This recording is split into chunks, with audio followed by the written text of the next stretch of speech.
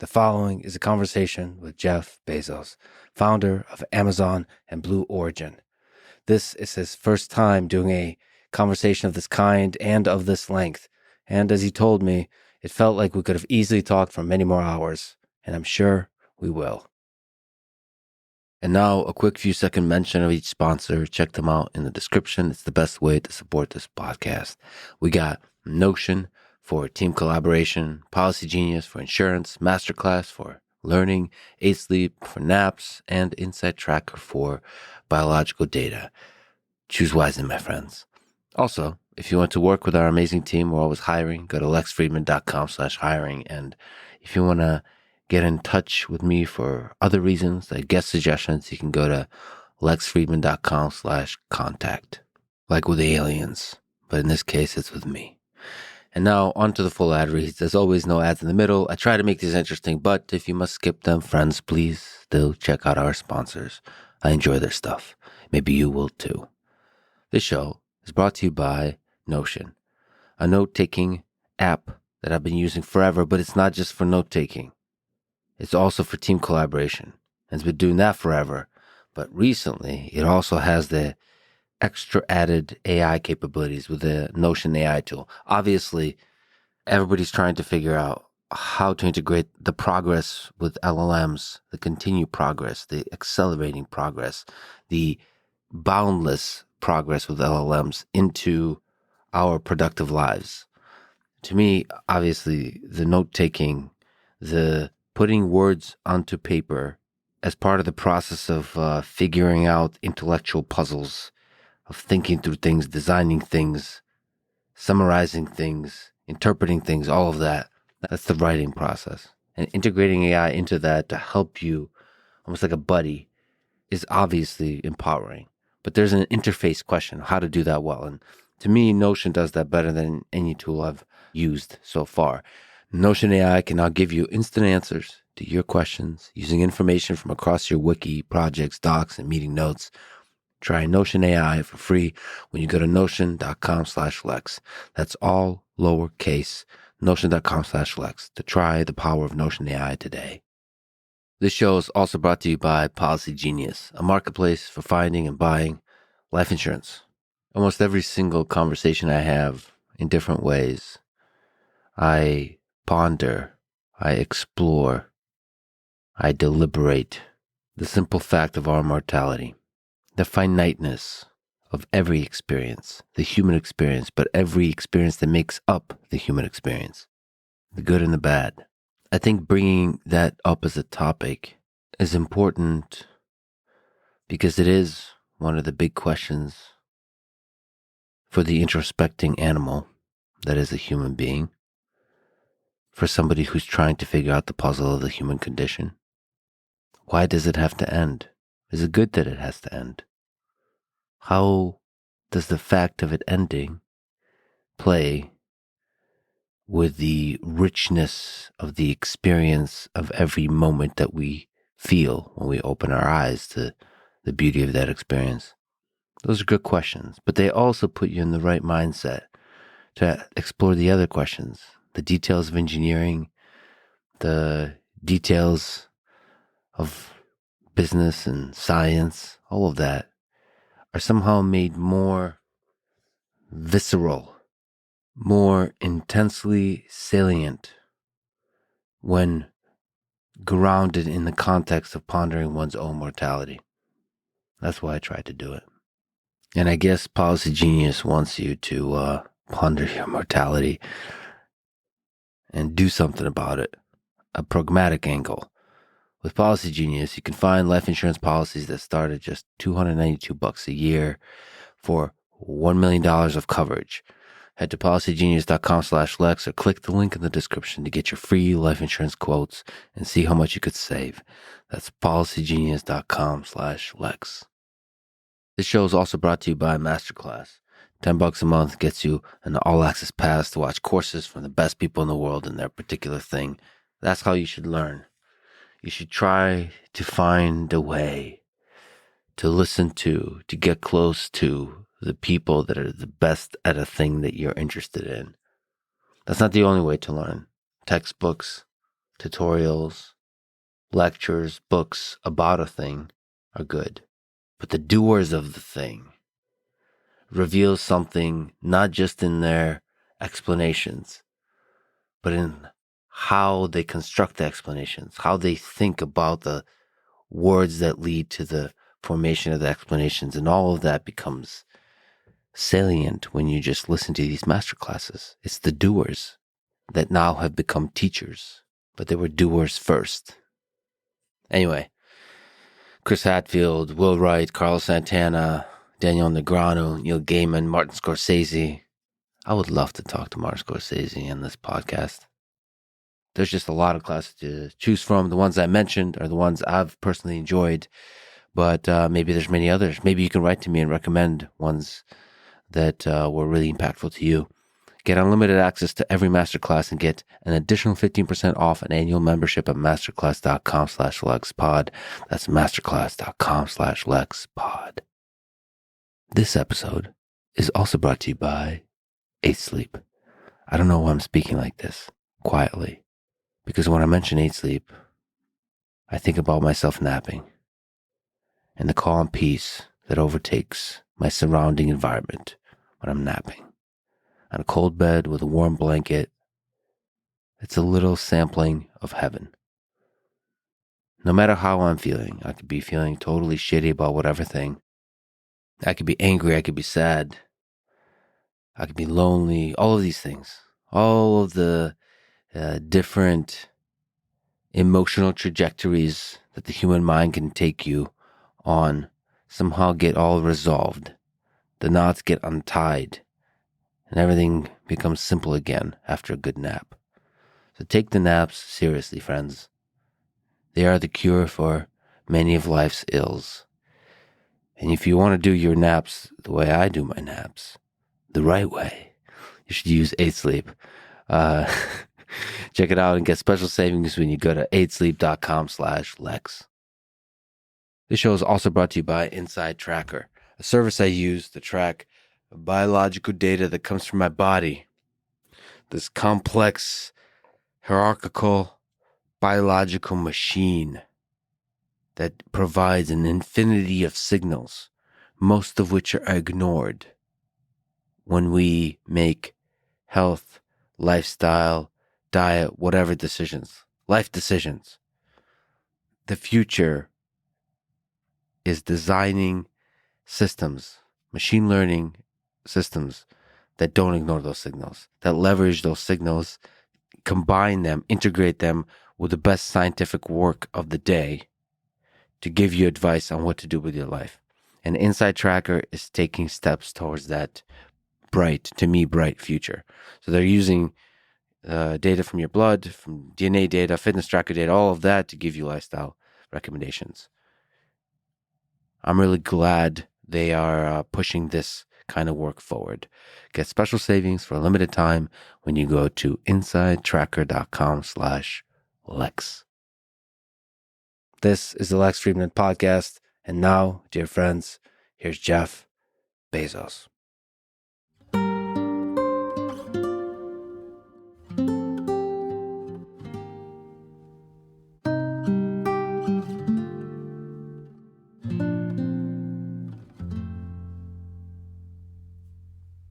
You spent a lot of your childhood with your grandfather on a ranch here in Texas. Mm-hmm. And I heard you had a lot of work to do around the ranch. So what's the coolest job you remember doing there? Wow, coolest. Most interesting, most memorable, most impactful. I mean, it's a real working ranch. And I spent all my summers on that ranch from age 4 to 16.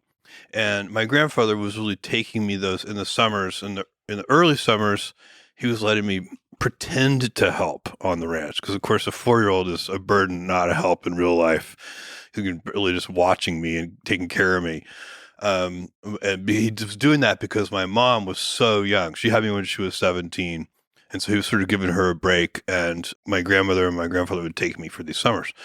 But as I got a little older, I actually was helpful on the ranch. And I loved it. I was out there, like, my grandfather had a huge influence on me, huge factor in my life. I did all the jobs you would do on a ranch. I've fixed windmills and laid fences and pipelines and, did all the things that any rancher would do, vaccinated the animals, everything. Um, but we had my grandfather, after my grandmother died, I was about 12 and I kept coming to the ranch. So it was just him and me, just the two of us. And he was completely addicted to the soap opera, The Days of Our Lives. Mhm. And we would go back to the ranch house every day around 1 p.m. or so to watch Days of Our Lives.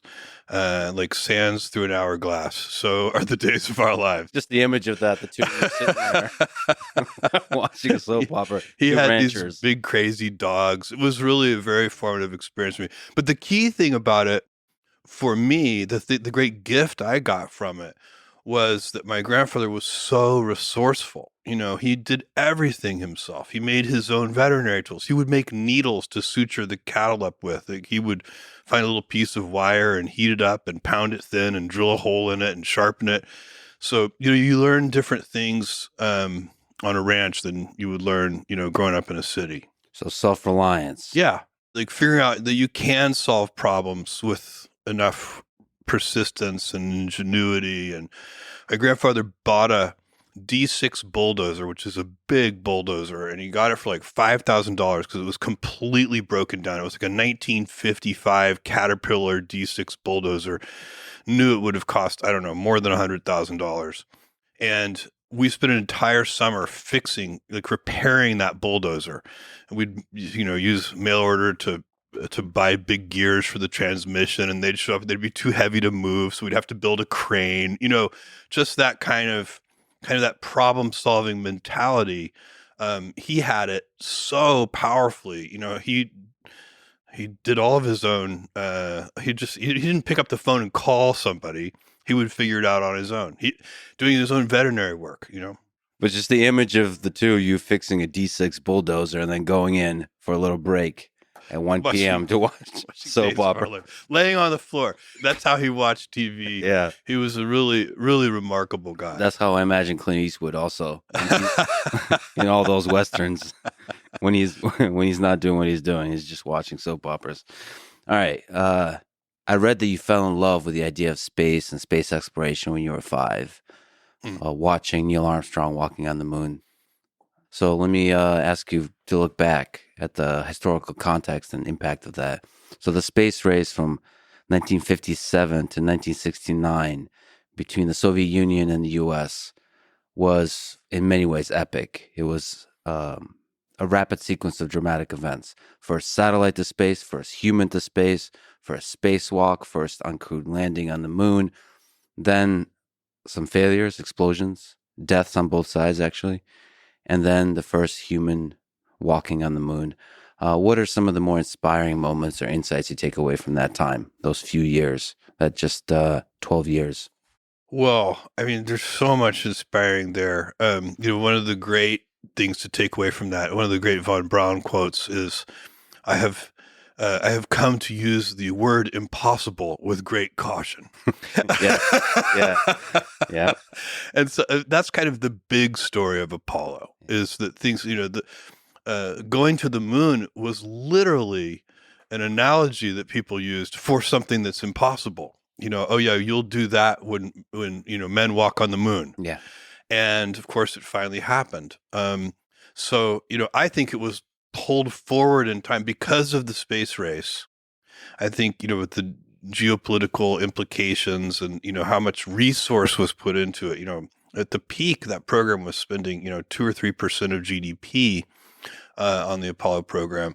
So much resource. I think it was pulled forward in time. We kind of did it ahead of when we, quote unquote, should have done it. Yeah. And so in that way, it's also a technical marvel. I mean, it's truly incredible. It's, it's the 20th century version of building the pyramids or something. It's, it's an achievement that, because it was pulled forward in time and because it did something that had previously been thought impossible, it rightly deserves its place as, in the pantheon of great human achievements. And of course, you named the projects, the rockets that Blue Origin is working on after some of the folks involved. Yeah. I don't understand why I didn't say New Gagarin. There's an American bias in Oh, the naming. I okay. This apologize, is very strange. Lex. Just asking for a friend. Clarify. I'm a big fan of Gagarin's, though, and in fact, I think his first words in space, I think, are incredible. He purportedly said, "My God, it's blue." And that really drives home. No one had seen the Earth from space. No one knew that we were on this blue planet. Yeah. No one knew what it looked like from out there. And Gagarin was the first person to see it. One of the things I think about is how dangerous those early days were for Gagarin, for Glenn, for everybody involved. Like how big of a risk they were all taking. They were taking huge risks. I'm not sure what the Soviets thought about Gagarin's flight, but I think that the Americans thought that the Alan Shepard flight, the flight that New Shepard is named after, the first American in space, he went on his suborbital flight. They thought he had about a 75% chance of success. Mm-hmm. So that's a pretty big risk, a 25% risk. It's kind of interesting that Alan Shepard is not quite as famous as John Glenn. So for people who don't know, Alan Shepard is the first astronaut. The first American in space. American in suborbital flight. Correct. And then the first orbital flight is John Glenn is the first American to orbit the Earth. By the way, I have the most charming, sweet, incredible letter from John Glenn, which I have framed and hang on my office wall. What does he say? Where he tells me how grateful he is that we have named New Glenn after him. And he sent me that letter about a week before he died. And it's really an incredible. It's also a very funny letter. He's writing, and he says, this is a letter about New Glenn from the original Glenn, and he's got a great sense of humor, and he's very happy about it and grateful. It's very sweet. Does he say P.S. don't mess this up, or is that? No, he doesn't. Make me look good. He doesn't do that. Okay, but John, wherever you are, we got you covered. All right, good.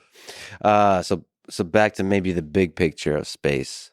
When you look up at the stars and think big, what do you hope is the future of humanity? Hundreds, thousands of years from now, out in space.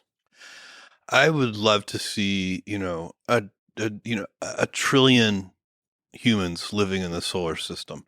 If we had a trillion humans, we would have at any given time 1,000 Mozarts and 1,000 Einsteins.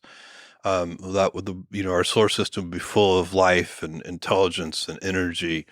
And we can easily support a civilization that large with all of the resources in the solar system. So what do you think that looks like? Giant space stations? Yeah, the only way to get to that vision is with giant space stations. The planetary surfaces are just way too small. So you can, unless you turn them into giant space stations or something. But yeah, we will take materials from the moon and from near Earth objects and from the asteroid belt and so on, and we'll build giant O'Neill style colonies. And people will live in those. And they have a lot of advantages over planetary surfaces. You can spin them to get normal Earth gravity.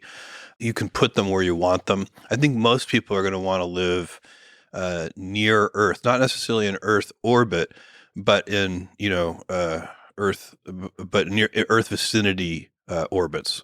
And so they can move, relatively quickly back and forth between their station and Earth. So, but I think a lot of people, especially in the early stages, are not going to want to give up Earth altogether. They go to Earth for vacation. Yeah. Same way that, you might go to Yellowstone National Park for vacation. People will, and people will get to choose whether they live on Earth or whether they live in space, but they'll be able to use much more energy and much more material resource in space than they would be able to use on Earth.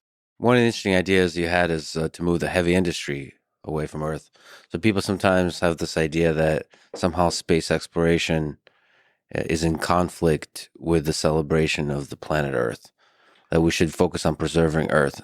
And basically your idea is that space travel and space exploration is a way to preserve Earth. Exactly.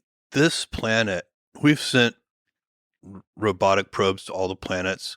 We know that this is the good one. Yeah. Not to play favorites or It's anything, but but Earth really is the good planet. It's an it's amazing the ecosystem we have here, all of the life and the lush, the plant life, and the water resources, everything. This planet is really extraordinary, and of course we evolved on this planet, so of course it's perfect for us. But it's also perfect for all the advanced life forms on this planet, all the animals and so on. And so this is a gem. We do need to take care of it. And as we enter the Anthropocene, as we humans have gotten so sophisticated and large and impactful, as we stride across this planet, it's that is going to, as we continue, we want to use a lot of energy. We want to use a lot of energy per capita. We've gotten amazing things. We don't want to go backwards. If you think about the good old days, they're mostly an illusion.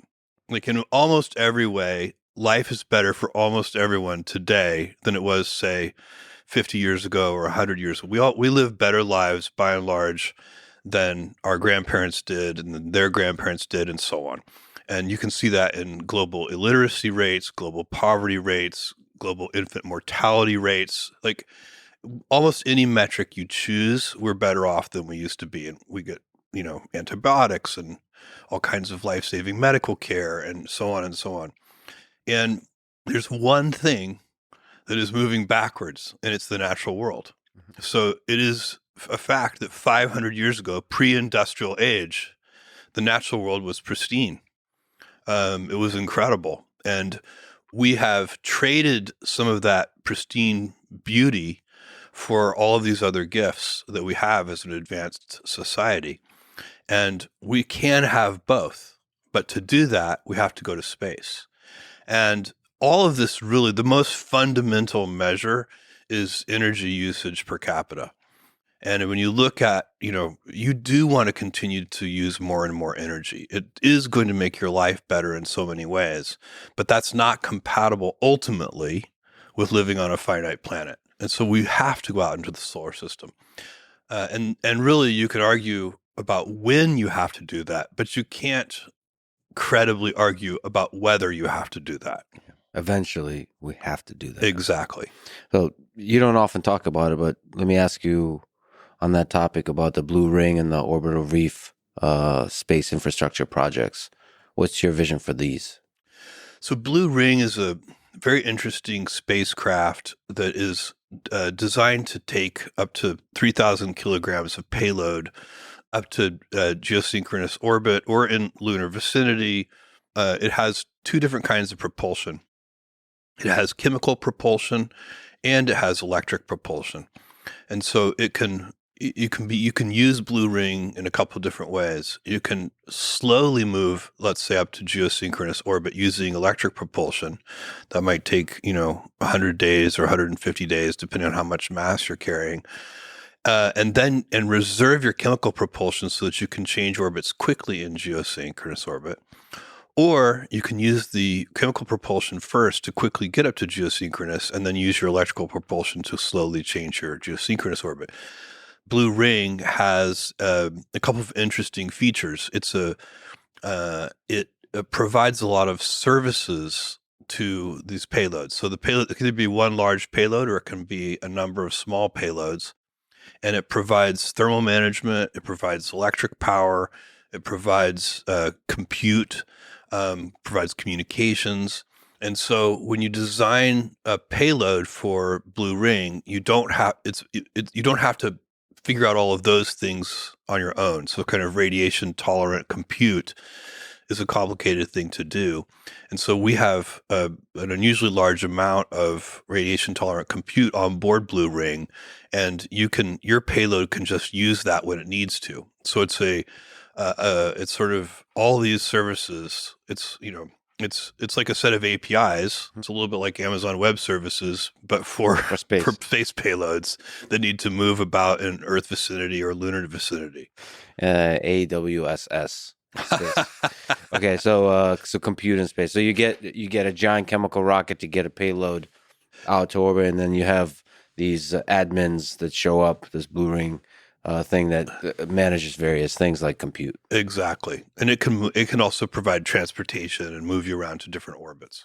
including humans. You think or no? No, but Blue Ring is not designed to move humans around. It's designed to move payloads around.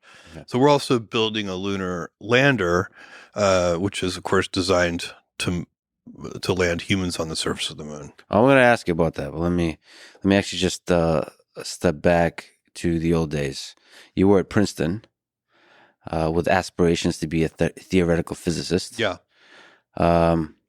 What attracted you to physics, and why did you change your mind and not become why you're not Jeff Bezos, the famous theoretical physicist?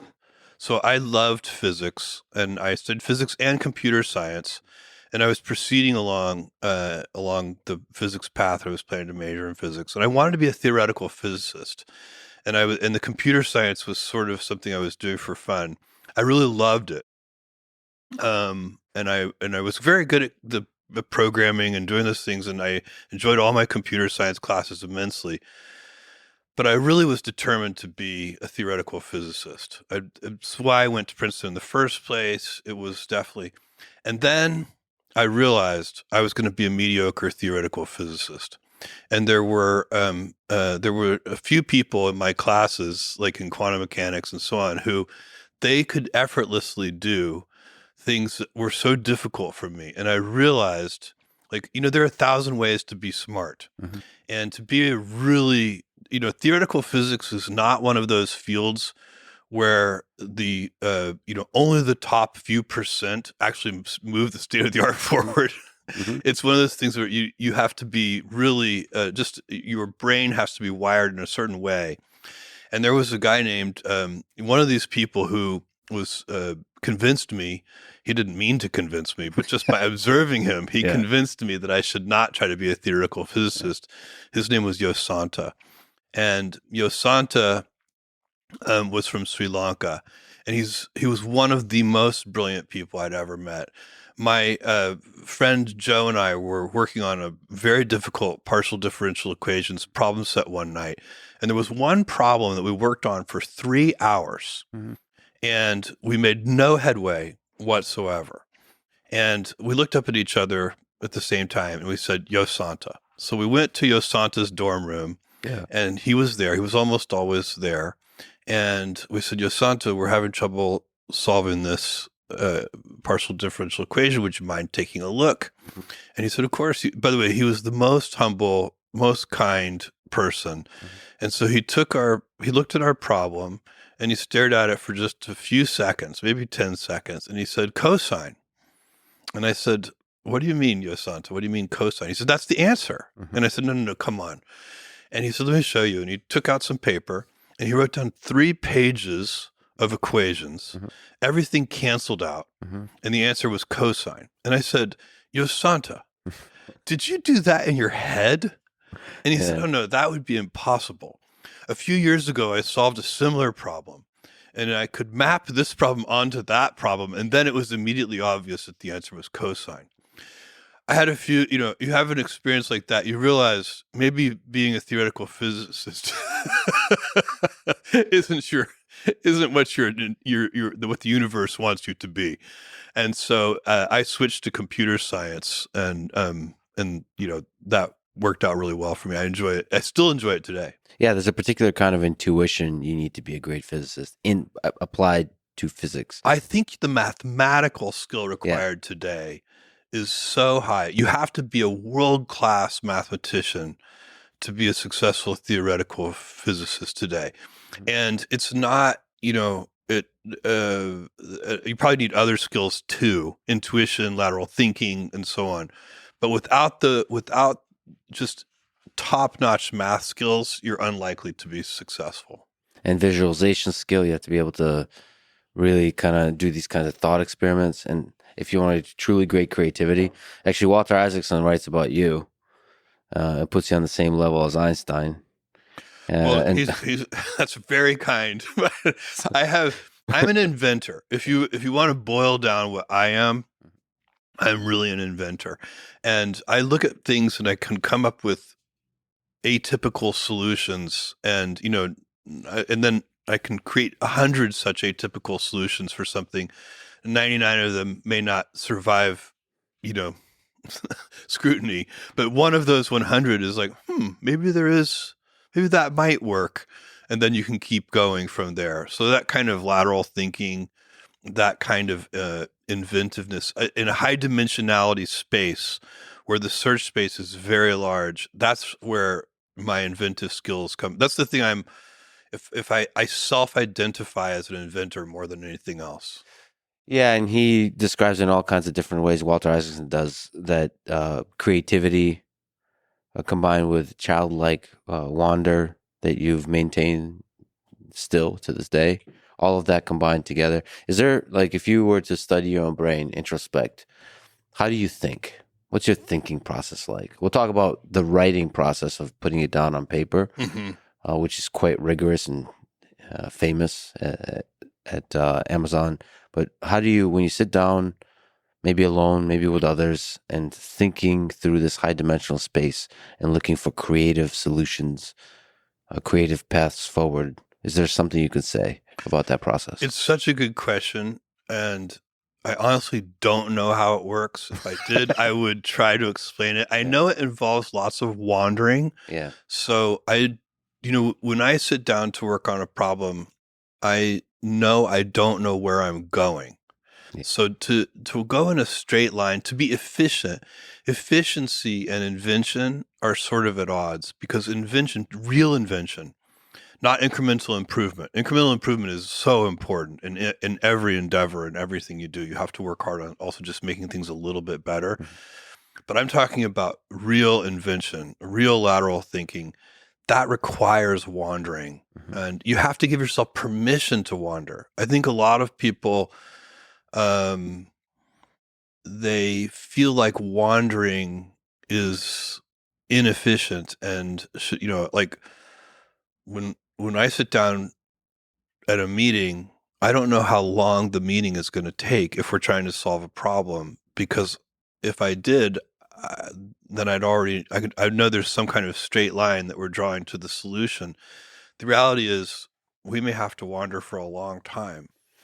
And I do like group invention. I think there's really nothing more fun than sitting at a whiteboard with a group of smart people and spitballing and coming up with new ideas and objections to those ideas and then solutions to the objections and going back and forth. So like, sometimes you wake up with an idea in the middle of the night, and sometimes you sit down with a group of people and go back and forth, and both things are really pleasurable. And when you wander, I think one key thing is to notice a good idea, and to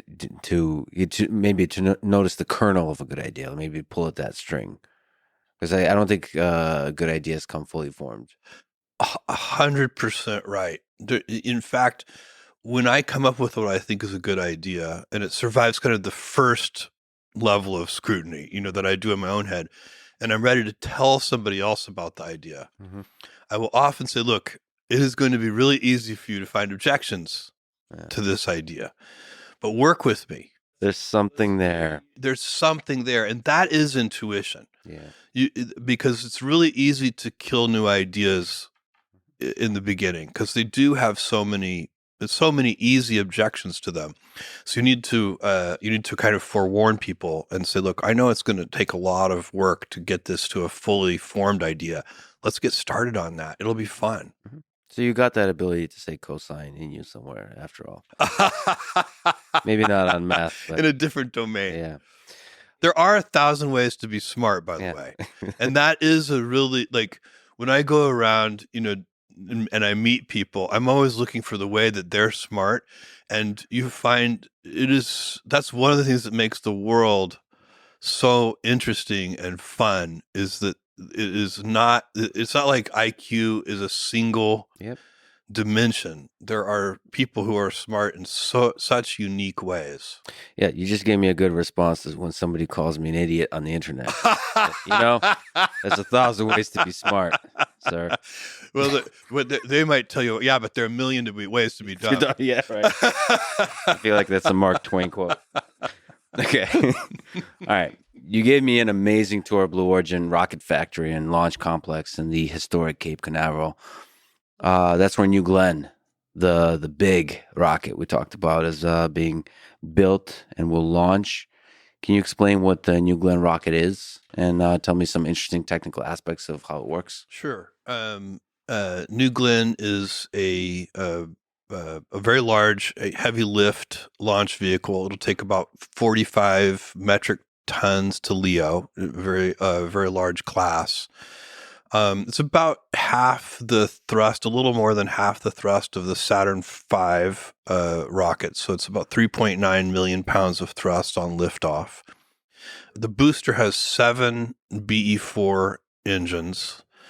Each engine generates a little more than 550,000 pounds of thrust. The engines are fueled by liquefied natural gas, LNG, as the fuel, and LOX as the oxidizer. The cycle is an Ox-rich stage combustion cycle. It's a cycle that was really pioneered by the Russians. It's a very good cycle. And that engine is also going to power the first stage of the Vulcan rocket, which is the United Launch Alliance rocket. Then the second stage of New Glenn is powered by 2 BE3U engines, which is a upper stage variant of our New Shepard liquid hydrogen engine. So the BE3U has 160,000 pounds of thrust. So 2 of those, 320,000 pounds of thrust. And hydrogen is a very good propellant for upper stages because it has very high ISP. It's not a great propellant, in my view, for booster stages because the stages then get physically so large. Hydrogen has very high ISP, but liquid hydrogen is not dense at all. So to store liquid hydrogen, if you need to store many thousands of pounds of liquid hydrogen, your liquid hydrogen tank gets very large. So you get more benefit from the higher ISP, the specific impulse. You get more benefit from the higher specific impulse on the second stage. And that stage carries less propellant, so you don't get such geometrically gigantic tanks. Mm-hmm. The Delta IV is an example of a vehicle that is all hydrogen. The booster stage is also hydrogen. Mm-hmm. And I think that it's a very effective vehicle, but it never was very cost effective. So it's operationally very capable, but not very cost effective. So size is also costly. Size is costly. So it's interesting. Rockets love to be big. Mm-hmm. Everything works better. What do you mean by that? You've told me that before. It sounds epic. But what was it? I mean, when you look at the kind of the physics of rocket engines, and also when you look at parasitic mass, it doesn't. If you have, let's say, you have an avionics system, so you have a guidance and control system, that is going to be about the same mass and size for a giant rocket as it is going to be for a tiny rocket, mm-hmm. And so that's just parasitic mass that is very consequential if you're building a very small rocket, but is trivial if you're building a very large rocket. So you have the parasitic mass thing. And then if you look at, for example, rocket engines have turbopumps. They have to pressurize the fuel and the oxidizer up to a very high pressure level in order to inject it into the thrust chamber where it burns. And those pumps, all rotating machines, in fact, get more efficient as they get larger. So really tiny turbo pumps are very challenging to manufacture, and any kind of gaps, are like between the housing, for example, and the rotating impeller that pressurizes the fuel. There has to be some gap there. You can't have those parts scraping against one another. Mm-hmm. And those gaps drive inefficiencies. And so, if you have a very large turbopump, those gaps in percentage terms end up being very small. And so there's a bunch of things that you end up loving about having a large rocket, mm-hmm. and that you end up hating for a small rocket. But there's a giant exception to this rule, and it is manufacturing. So manufacturing large structures is very, very challenging. It's a pain in the butt. And so, it's just, if you're making a small rocket engine, you can move all the pieces by hand. You can assemble it on a table. One person can do it. You don't need cranes and heavy lift operations and tooling and so on and so on. When you start building big objects, infrastructure, civil infrastructure, just like the launch pad and all this. We went and visited. I took you to the launch pad, and you can see it's so monumental. Yeah, it is. And so just these things become major undertakings, both from an engineering point of view, but also from a construction and cost point of view. And even the foundation of the launch pad. I mean, this is Florida. Like, isn't it like swampland? Like, how deep you have to go? At Cape Canaveral. Yeah. In fact, at most ocean, most launch pads are on beaches somewhere in the ocean side because you want to launch over water for safety reasons.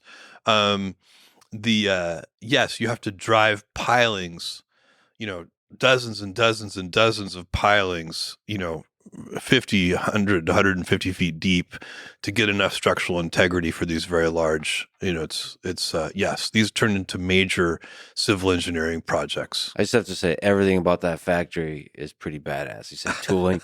The bigger it gets, the more epic it is. It does make it epic. Yeah. It's fun to look at. It's extraordinary. It's humbling also because your humans are so small compared to it. We are building these enormous machines that are harnessing enormous amounts of chemical power, in very, very compact packages. It's truly extraordinary. But then there's all the different components, and the materials involved. Is there something interesting that you can describe about the materials that comprise the rocket? So it has to be as light as possible, I guess, whilst withstanding the heat and the harsh conditions. Yeah, I play a little kind of game sometimes with other rocket people that I run into where say, what are the things that would amaze the 1960s engineers? Mm-hmm. Like what's changed? Because surprisingly, some of rocketry's greatest hits have not changed. They would recognize immediately a lot of what we do today, and it's exactly what they pioneered back in the 60s. But a few things have changed. The use of carbon composites is very different today.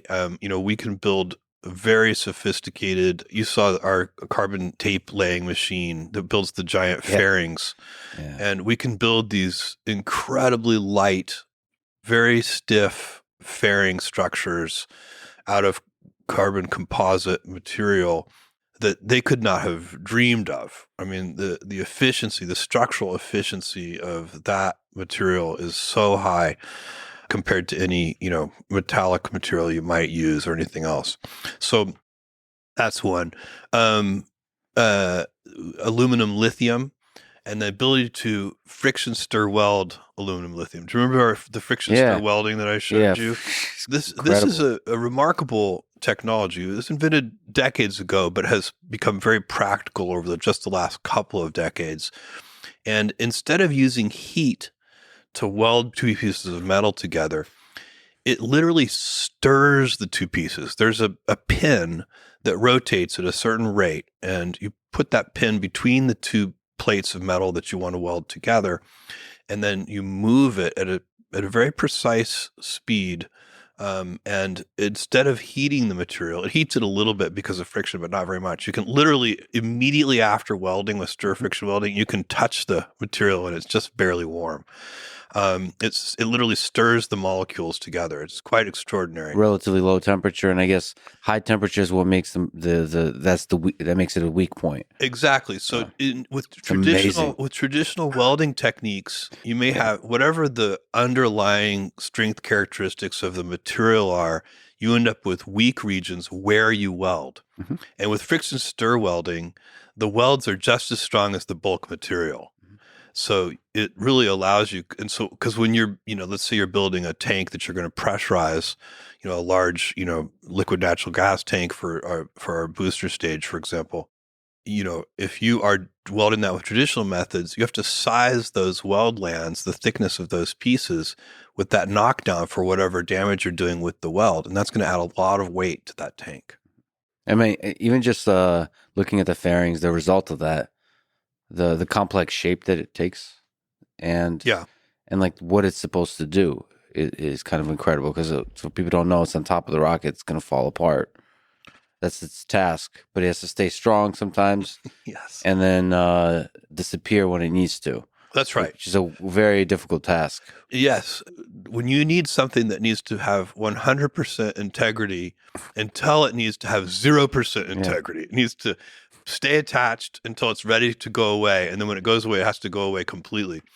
You use explosive charges for that. And so it's a very robust way of separating structure when you need to. Exploding. Yeah. Little tiny bits of explosive material, and it'll sever the whole connection. So if you want to go from 100% structural integrity to 0 as fast as possible, is explosives. Use explosives. The entirety of this thing is so badass. Okay, so we're back to the 2 stages. So the first stage is reusable. Yeah. Second stage is expendable. Second stage is liquid hydrogen, liquid oxygen, so we get to take advantage of the higher specific impulse. The first stage lands downrange on a landing platform in the ocean, comes back for maintenance and get ready to do the next mission. I mean, there's a million questions, but also, is there a path towards reusability for the second stage? There is, and we know how to do that. Right now, we're going to work on manufacturing that second stage to make it as inexpensive as possible. There's sort of 2 paths for a second stage: make it reusable, or work really hard to make it inexpensive so you can afford to expend it. And that trade is actually not obvious which one is better. Even in terms of cost, even like time, Even in terms cost, of, all and the I'm talking about cost. Space flight, getting into orbit is a solved problem. We solved it back in the 50s and 60s. You're making it sound easy. The only interesting problem is dramatically reducing the cost of access to orbit, which is, if you can do that, you open up a bunch of new endeavors that lots of startup companies, everybody else can do. So that's one of our missions, is to be part of this industry and lower the cost to orbit so that there can be a kind of a renaissance, a golden age of people doing all kinds of interesting things in space. I like how you said getting to orbit is a solved problem. It's just the only interesting thing is reducing the cost. You can describe every single problem facing human civilization that way. I mean, the physicists would say everything is a solved problem. We've solved everything. The rest is just what Rutherford said, that it's just stamp collecting. It's just the details. Some of the greatest innovations and inventions and brilliance is in that cost reduction stage, right? And you've had a long career of cost reduction for sure. And if what does cost reduction really mean? It means inventing a better way. Yeah, exactly. Right. And when you invent a better way, you make the whole world richer. So, whatever it was, I don't know how many thousands of years ago, somebody invented the plow. Mm-hmm. And when they invented the plow, they made the whole world richer because they made farming less expensive. And so it is a big deal to invent better ways. That's how the world gets richer.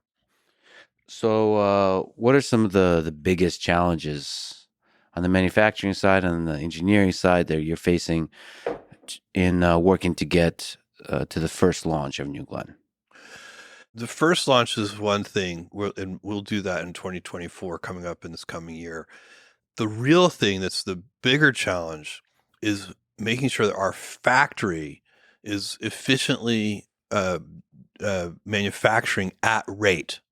So rate production. So consider, if you want to launch New Glenn, 24 times a year, you need to manufacture a upper stage, since they're expendable, every, twice a month. You need to do one every 2 weeks. So you need to have all of your manufacturing facilities and processes and inspection techniques and acceptance tests and everything operating at rate.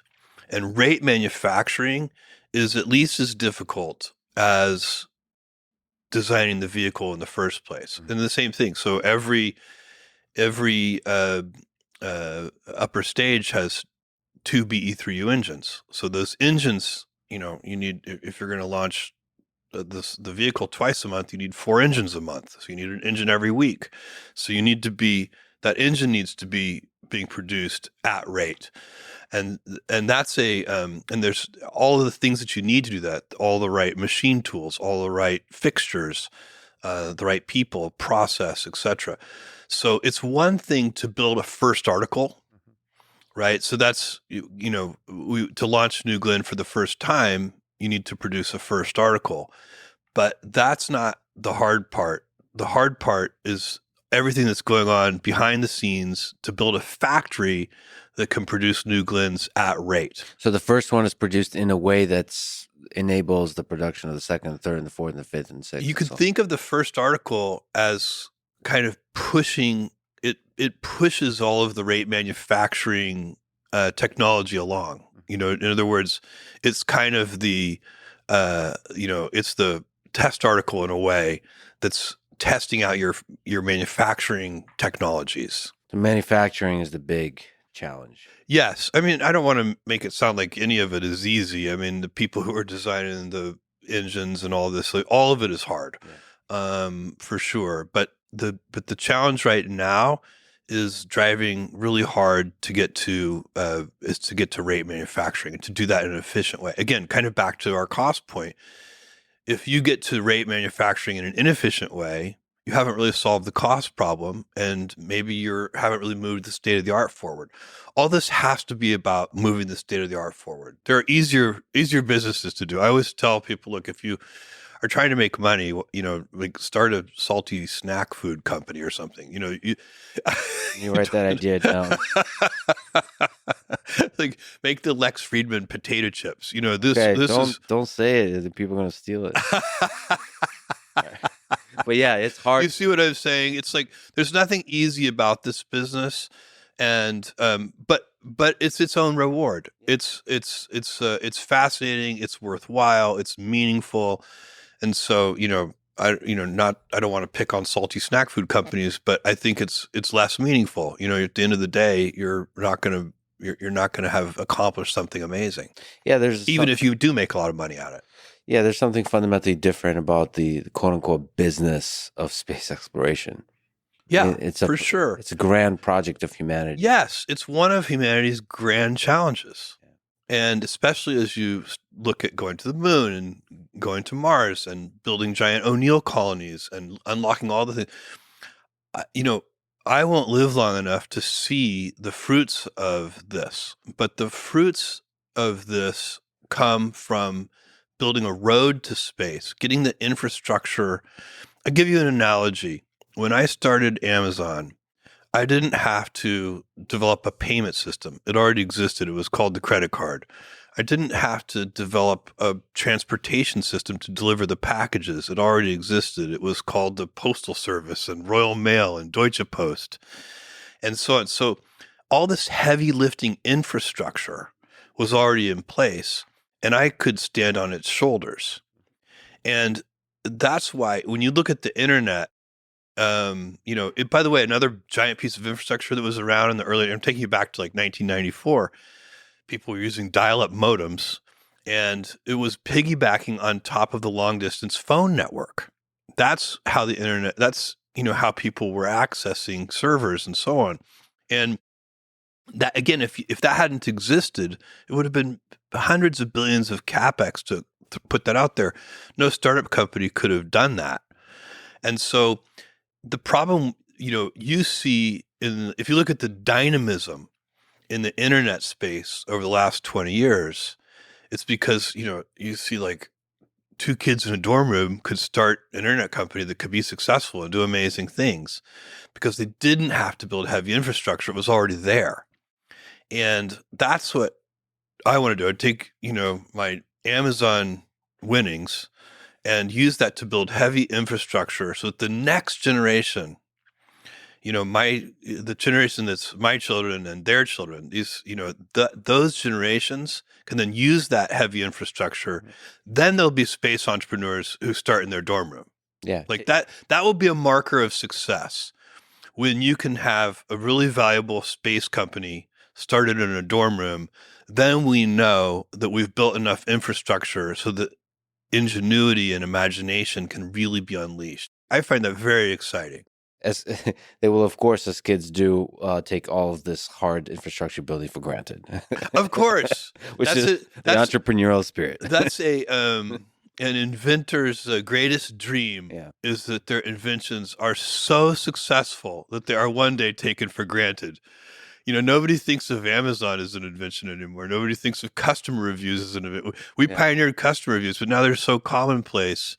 Same thing with one-click shopping and so on. Yeah. But that's a compliment. That's how, you invent something that's so used, so beneficially used by so many people that they take it for granted. I don't know about nobody. Every time I use Amazon, I'm still amazed. How does this work? The logistics. Well, that proves you're a very curious explorer. All right. Back to rockets. Timeline.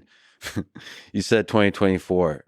As it stands now, are both the first test launch and the launch of Escapade Explorers to Mars still possible in 2024? Yeah. Yeah, I think so. For sure, the first launch, and then we'll see if Escapade goes on that or not. I think that the first launch for sure, and I hope Escapade too. Hope. Well, I just don't know which mission it's actually going to be slated on. Sure. So we also have other things that might go on that first mission. Oh, I got it. But you're optimistic that the launches will still... Oh, the first launch, I'm very optimistic that the first launch of New Glenn will be in 2024. And I'm just not 100% certain what payload will be on that first launch. Are you nervous about it? Are you kidding? I'm extremely nervous about it. Oh, man. 100%. I've, every launch I go to, for New Shepard, for other vehicles too, I'm always nervous for these launches. But yes, for sure. A first launch, to have no nervousness about that would be, some sign of derangement, I think. So, well, I got to visit the launch pad. It's pretty, it's epic. We have done a tremendous amount of ground testing, a tremendous amount of simulation. So, a lot of the problems that we might find in flight have been resolved, but there are some problems you can only find in flight. So, cross your fingers. I guarantee you'll have fun watching it no matter what happens. 100%. When the thing is fully assembled and comes up. Yeah, the transporter erector, the transporter erector for a rocket of this scale is extraordinary. That's an incredible machine. The vehicle travels out horizontally and then kind of comes up and over a few hours. Beautiful. Yeah, it's a beautiful thing to watch. Speaking of which, if that makes you nervous, I don't know if you remember, but you were aboard New Shepard on its first crewed flight. How was that experience? Were you terrified then? Strangely, I wasn't. You ride the rocket. It's less nerve-wracking. Okay. I've watched other people ride in the rocket, and I'm more nervous than when I was inside the rocket myself. It was a difficult conversation to have with my mother. When I told her I was going to go on the first one. Yeah. And not only was I going to go, but I was going to bring my brother too. This is a tough conversation to have with a mom. And there's a long pause. You told her. She's like, both of you? And it was an incredible experience. And we were laughing inside the capsule, and, we're not nervous. The people on the ground were very nervous for us. It was actually one of the most emotionally powerful parts of the experience. It happened even before the flight. At 4:30 in the morning, brother and I are getting ready to go to the launch site, and Lauren is going to take us there in her helicopter, and we're getting ready to leave. And we go outside the ranch house there in West Texas, where the launch facility is. And all of our family, my kids and my brother's kids, and our parents and close friends are assembled there, and they're saying goodbye to us. But they're kind of saying, maybe they think they're saying goodbye to us forever. Mm-hmm. And we might not have felt that way, but it was obvious from their faces how nervous they were that they felt that way. And it was sort of powerful because it allowed us to see. It was almost like attending your own memorial service or something. Like you could feel how loved you were in that moment, and it was really amazing. Yeah, and I mean, there's just a epic nature to it too. The ascent, the floating in zero gravity. I'll tell you something very interesting. Zero gravity feels very natural. I don't know if it's because we're, it's like I, return to the you womb just or what it confirmed you're an is. alien, but that's I think that's what you just It said. feels so natural to Yeah. be in zero G. It was really interesting. And then Hmm. what people talk about the overview effect and seeing Earth from space, I had that feeling very powerfully. I think everyone did. Um, you see how fragile the Earth is. If you're not an environmentalist, it will make you one. The great Jim Lovell quote, he looked back at the Earth from space and he said he realized you don't go to heaven when you die, you go to heaven when you're born. And it's just, that's the feeling that people get when they're in space. You see all this blackness, all this nothingness, and there's one gem of life, and it's Earth. It is a gem. You've talked a lot about decision making throughout your time with Amazon. What was that decision like to be the first to ride New Shepherd? Like what? Before you talk to your mom, Yeah. what the pros and cons? Like actually, as one human being, as a leader of a company, um, on all fronts. Like what was that decision making like? I decided that, first of all, I knew the vehicle extremely well. I know the team who built it. I know the vehicle. I'm very comfortable with the escape system. We put as much effort into the escape system on that vehicle as we put into all the rest of the vehicle combined. It's one of the hardest pieces of engineering in the entire New Shepard architecture. Can you actually describe what you mean by escape system? What's involved? We have a solid rocket motor in the base of the crew capsule so that if anything goes wrong on ascent, while the main rocket engine is firing, we can ignite this solid rocket motor in the base of the crew capsule and escape from the booster. It's a very challenging system to build, design, validate, test, all of these things. It is the reason that I am comfortable letting anyone go on New Shepard. So the booster is as safe and reliable as we can make it, but we're harnessing, whenever you're talking about rocket engines, I don't care what rocket engine you're talking about, you are harnessing such vast power in such a small, compact geometric space. The power density is so enormous that it is impossible to ever be sure that nothing will go wrong. Mm-hmm. And so the only way to improve safety is to have an escape system. And historically, human-rated rockets have had escape systems. Only the space shuttle did not. And but Apollo had one. All of the previous, Gemini, et cetera, they all had escape systems. And we have on New Shepard unusual escapes. Most escape systems are towers. We have a pusher escape system. So the solid rocket motor is actually embedded in the base of the crew capsule and it pushes. And it's reusable in the sense that if we don't use it, so if we have a nominal mission, we land with it. The tower systems have to be ejected at a certain point in the mission. And so they get wasted even in a nominal mission. And so again, cost really matters on these things. So we figured out how to have the escape system be a reusable, in the event that it's not used, you can reuse it, and have it be a pusher system. It's a very sophisticated thing.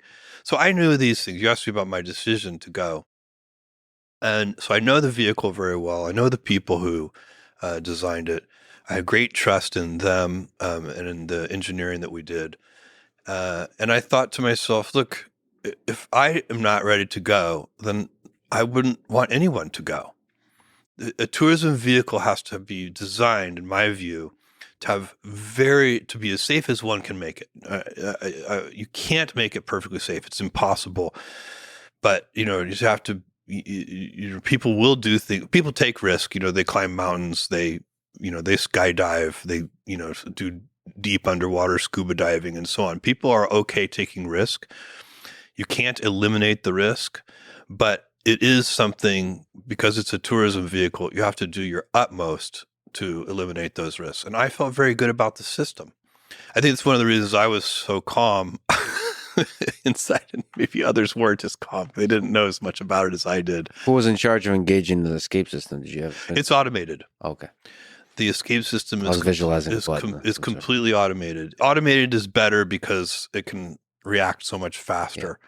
So yeah, for tourism, rockets, safety is a huge priority. For space exploration also, but a tiny, a delta less. Yes. I mean, I think for, if you're doing, there are human activities where we tolerate more risk. If you're saving somebody's life, if you are, engaging in real exploration, these are things where, I personally think we would accept more risk, in part because you have to. Is there a part of you that's frustrated by the rate of progress in Blue Origin? Blue Origin needs to be much faster, and it's one of the reasons that I left my role as the CEO of Amazon a couple of years ago.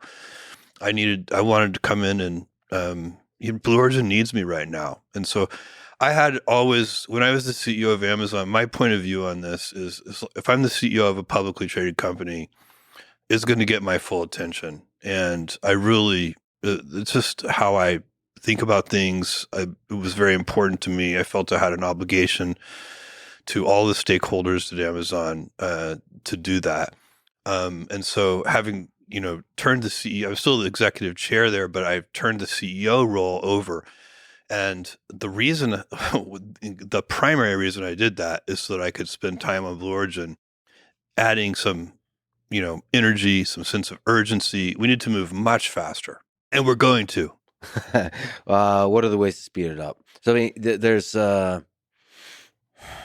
you've talked a lot of different ways to sort of, at Amazon, removing barriers for progress, sort of distributing, making everybody autonomous and self-reliant in terms all those kinds of things. Is that apply at Blue Origin, or it does apply? I know I'm leading this directly. We are going to become the world's most decisive company across any industry. And so, at Amazon for ever since the beginning, I said, we're going to become the world's most customer obsessed company. Mm-hmm. And no matter the industry, like one day people are going to come to Amazon from the healthcare industry and want to know, how are you so customer obsessed? How do you actually not just pay lip service to that, but actually do that? Mm-hmm. And from, all different industries should come want to study us to see how we accomplish that. And the analogous thing at Blue Origin, and what will help us move faster, is we're going to become the world's most decisive company. We're going to get really good at taking appropriate technology risk, making those decisions quickly, being bold on those things. That's what, and having the right culture that supports that. You need people to be ambitious, technically ambitious. If there are 5 ways to do something, we'll study them, but let's study them very quickly and make a decision. We can always change our mind. It doesn't, changing your mind. I talk about one-way doors and two-way doors. Most decisions are two-way doors. Can you explain that? Because I love that metaphor. If you make the wrong decision, if it's a two-way door decision, you walk out the door, you pick a door, you walk out, and you spend a little time there. It turns out to be the wrong decision. You can come back in and pick another door. Some decisions are so consequential and so important and so hard to reverse that they really are one-way door decisions. You go in that door, you're not coming back. Mm-hmm. And those decisions have to be made very deliberately, very carefully. If you can think of yet another way to analyze the decision, you should slow down and do that.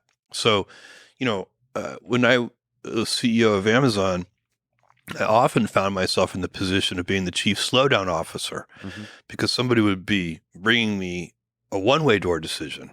And it's okay. I can think of 3 more ways to analyze that. So let's go do that. because we are not going to be able to reverse this one easily. Maybe you can reverse it, but it's going to be very costly and very time consuming. We really have to get this one right from the beginning. And what happens, unfortunately, in companies, what can happen is that you have a one-size-fits-all decision-making process where you end up using the heavyweight process on all decisions. For everything, yeah. Including the lightweight ones, the two-way door decisions. Two-way door decisions should mostly be made by single individuals or by very small teams deep in the organization. Mm-hmm. And one-way door decisions are the ones that are the irreversible ones. Those are the ones that should be elevated up to, the senior-most executives who should slow them down and make sure that the right thing is being done. Yeah, I mean, part of the skill here is to know the difference between one way and two way. I think you mentioned, yes, yeah. I mean, I think you mentioned Amazon Prime, the decision to sort of create Amazon Prime as a one way door. I mean, it's unclear if it is or not, but it probably is, and it's a really big risk to go there. There are a bunch of decisions like that are, changing the decision is going to be very, very complicated. Some of them are technical decisions too, because some technical decisions are like quick drying cement. If you're going to, once you make them, it gets really hard. I mean, choosing which propellants to use in a vehicle, selecting LNG for the booster stage and selecting hydrogen for the upper stage. That has turned out to be a very good decision. But if you changed your mind, that would be a very big setback. Mm-hmm. Do you see what I'm saying? Yeah. So that's the kind of decision you scrutinize very, very carefully. Other things just aren't like that. Most decisions are not that way. Most decisions should be made by single individuals, but they need and done quickly in the full understanding that you can always change your mind. Yeah, one of the things I really liked, perhaps it's not two-way door decisions, is I disagree and commit phrase. So so somebody brings up an idea to you, if it's a two-way door, you state that you don't understand enough to agree, but you still back them. I mean, I'd love for you to explain it. Disagree and commit is a really important principle that saves a lot of arguing. Yeah. So, I'm going to use that in my personal life. I disagree, but commit. It's very common in any endeavor in life, in business, and anybody where you have teammates. You have a teammate and the two of you disagree. Yeah. At some point, you have to make a decision. And, in companies, we tend to organize hierarchically. So there's this, whoever's the more senior person ultimately gets to make the decision. So ultimately, the CEO gets to make that decision. And the CEO may not always make the decision that they agree with. So I would be the one who would disagree and commit. One of my direct reports would very much want to do something in a particular way. I would think it was a bad idea. I would explain my point of view. They would say, Jeff, I think you're wrong, and here's why. And we would go back and forth. And I would often say, you know what? I don't think you're right, but I'm going to gamble with you. And you're closer to the ground truth than I am. I've known you for 20 years. You have great judgment. I don't know that I'm right either. Not really, not for sure. All these decisions are complicated. Let's do it your way. But at least then you've made a decision. And I'm agreeing to commit to that decision. So I'm not going to be second guessing it. I'm not going to be sniping at it. I'm not going to be saying, I told you so. I'm going to try actively to help make sure it works. That's a really important teammate behavior. There's so many ways that dispute resolution is a really interesting thing on teams. And there are so many ways when two people disagree about something, I'm assuming like the case where everybody is well-intentioned. They just have a very different opinion about what the right decision is. And we have in our society and inside companies, we have a bunch of mechanisms that we use to resolve these kinds of disputes. A lot of them are, I think, really bad. So an example of a really bad way of coming to agreement is compromise. So compromise, look, we're in a room here, and I could say, Lex, how tall do you think this ceiling is? And you'd be like, I don't know, Jeff, maybe 12 feet tall. And I would say, I think it's 11 feet tall. Yeah. And then we'd say, you know what? Let's just call it 11 and a half feet. That's compromise. Yeah. Instead of the right thing to do is, to get a tape measure or figure out some way of actually measuring. But getting that tape measure and figure out how to get it to the top of the ceiling and all these things, that requires energy. Compromise, the advantage of compromise as a resolution mechanism is that it's low energy, but it doesn't lead to truth. And so in things like the height of the ceiling, where truth is a knowable thing, you shouldn't allow compromise to be used when you can know the truth. Another really bad resolution mechanism that happens all the time is just who's more stubborn. Yeah. This is also, so you have, let's say, two executives who disagree, and they just have a war of attrition. And whichever one gets exhausted first capitulates to the other one. Again, you haven't arrived at truth. And this is very demoralizing. So, this is where escalation, I try to ask people who, on my team, to say, never get to a point where you are resolving something by, who gets exhausted first. Escalate that. I'll help you make the decision. Because that's so de-energizing and such a terrible, lousy way to make a decision. So you want to get to the resolution as quickly as possible because that ultimately leads to a high velocity of decision. Yes, and you want to try to get as close to truth as possible. Yeah. So you want, exhausting the other person is not truth-seeking. Yes. And compromise is not truth-seeking. So, it doesn't mean, now, and there are a lot of cases where no one knows the real truth, and that's where disagree and commit can come in. But it's escalation is better than war of attrition. Escalate to your boss and say, hey, we can't agree on this. We like each other. We're respectful of each other, but we strongly disagree with each other. We need you to, make a decision here so we can move forward. But decisiveness, moving forward quickly on decisions, as quickly as you responsibly can, is how you increase velocity. Most of what slows things down is taking too long to make decisions at all skill levels. So it has to be part of the culture to get high velocity. Amazon has 1.5 million people, and the company is still fast. We're still decisive. We're still quick. And that's because the culture supports that. At every scale in a distributed way, Yes. trying to maximize the velocity of decisions. Exactly. You've mentioned the Lunar program. Let me ask you about that. Yeah.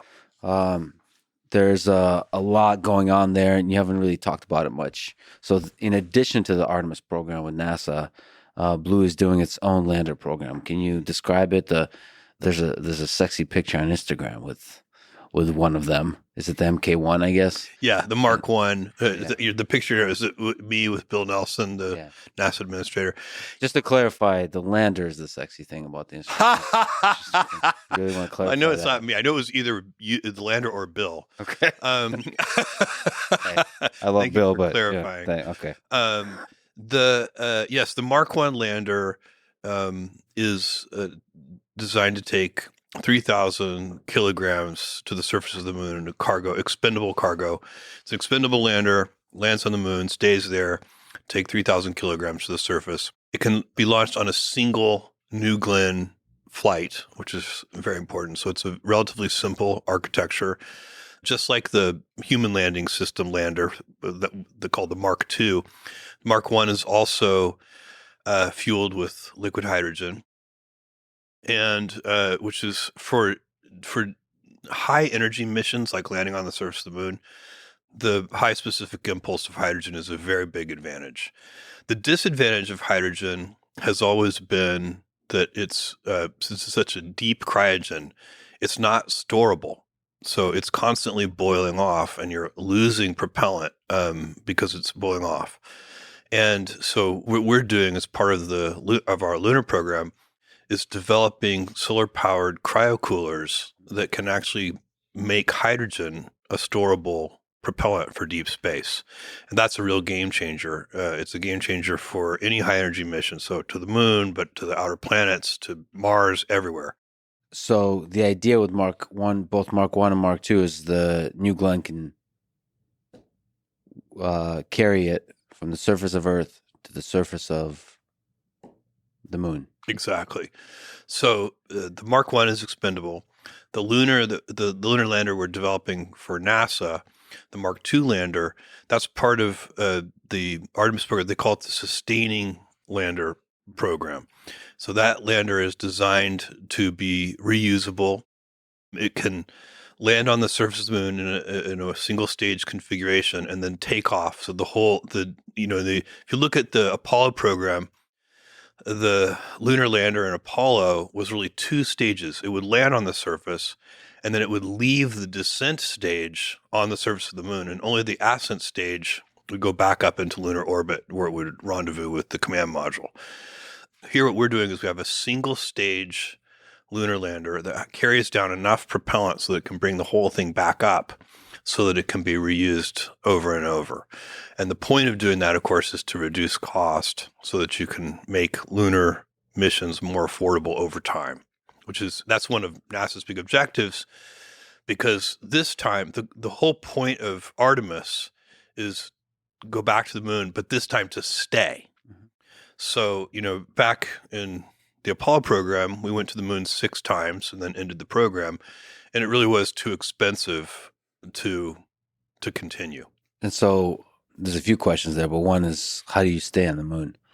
What ideas do you have about like a sustaining life where a few folks can stay there for prolonged periods of time? Well, one of the things we're working on is using lunar resources like lunar regolith mm-hmm. to manufacture commodities and even solar cells on the surface of the moon. We've already built a solar cell that is completely made from lunar regolith simulant.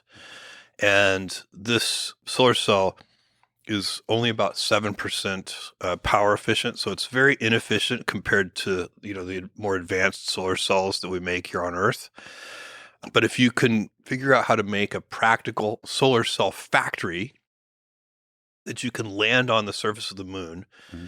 and then the raw material for those solar cells is simply lunar regolith, then you can just, continue to churn out solar cells on the surface of the moon, have lots of power on the surface of the moon. That will make it easier for people to live on the moon. Similarly, we're working on extracting oxygen from lunar regolith. So lunar regolith by weight has a lot of oxygen in it. It's bound very tightly, as oxides with other elements. And so you have to separate the oxygen, which is very energy intensive. So that also could work together with the solar cells. But if you can, and then ultimately, we may be able to find practical quantities of ice in the permanently shadowed craters on the poles of the moon. And we know there is ice water in those, or water ice in those craters. And we know that we can break that down with electrolysis into hydrogen and oxygen. And then you'd not only have oxygen, but you'd also have a very good high efficiency propellant fuel in hydrogen. So there's a lot we can do to make the moon more sustainable over time. But the very first step, the kind of gate that all of that has to go through, is we need to be able to land cargo and humans on the surface of the moon at an acceptable cost. To fast forward a little bit, is there any chance Jeff Bezos steps foot on the moon and on Mars? One or the other or both? It's very unlikely. I think it's probably something that gets done by future generations by the time it gets to me. I think in my lifetime, that's probably going to be done by professional astronauts. Mm-hmm. Sadly, I would love to sign up for that mission. So don't count me out yet, Lex. Give me a fighting shot here, maybe. But I think if we are placing reasonable bets on such a thing in my lifetime, that will continue to be done by professional astronauts. Yeah, so these are risky, difficult missions. And probably missions that require a lot of training. You are going there for a very specific purpose to do something. We're going to be able to do a lot on the moon too with automation. So, in terms of setting up these factories and doing all that, we're sophisticated enough now with automation that we probably don't need humans to tend those factories and machines. So there's a lot that's going to be done in both modes. So I have to ask the bigger picture question about the two companies pushing humanity forward out towards the stars, Blue Origin and SpaceX. Are you competitors, collaborators? Which and to what degree? Well, I would say, just like the internet is big and there are lots of winners at all skill levels. I mean, there are half a dozen giant companies that, the internet has made, but there are a bunch of medium-sized companies and a bunch of small companies, all successful, all with profit streams, all driving great customer experiences. That's what we want to see in space. Mm-hmm. That kind of dynamism. And space is big. There's room for a bunch of winners, and it's going to happen at all skill levels. And so, SpaceX is going to be successful for sure. I want Blue Origin to be successful, and I hope there are another, 5 companies right behind us. But, I spoke to Elon a few times recently about you, about Blue Origin, and he was very positive about you as a person and very supportive of all the efforts you've been leading at Blue. What's your thoughts? You worked with a lot of leaders at Amazon, at Blue. What's your thoughts about Elon as a human being and a leader? Well, I don't really know Elon very well. I know his public persona, but I also know you can't know anyone by their public persona. It's impossible. I mean, you may think you do, but I guarantee you don't. So I don't really know. You know Elon way better than I do, Lex. But in terms of his judging by the results, he must be a very capable leader. There's no way you could have, Tesla and SpaceX without being a capable leader. It's impossible.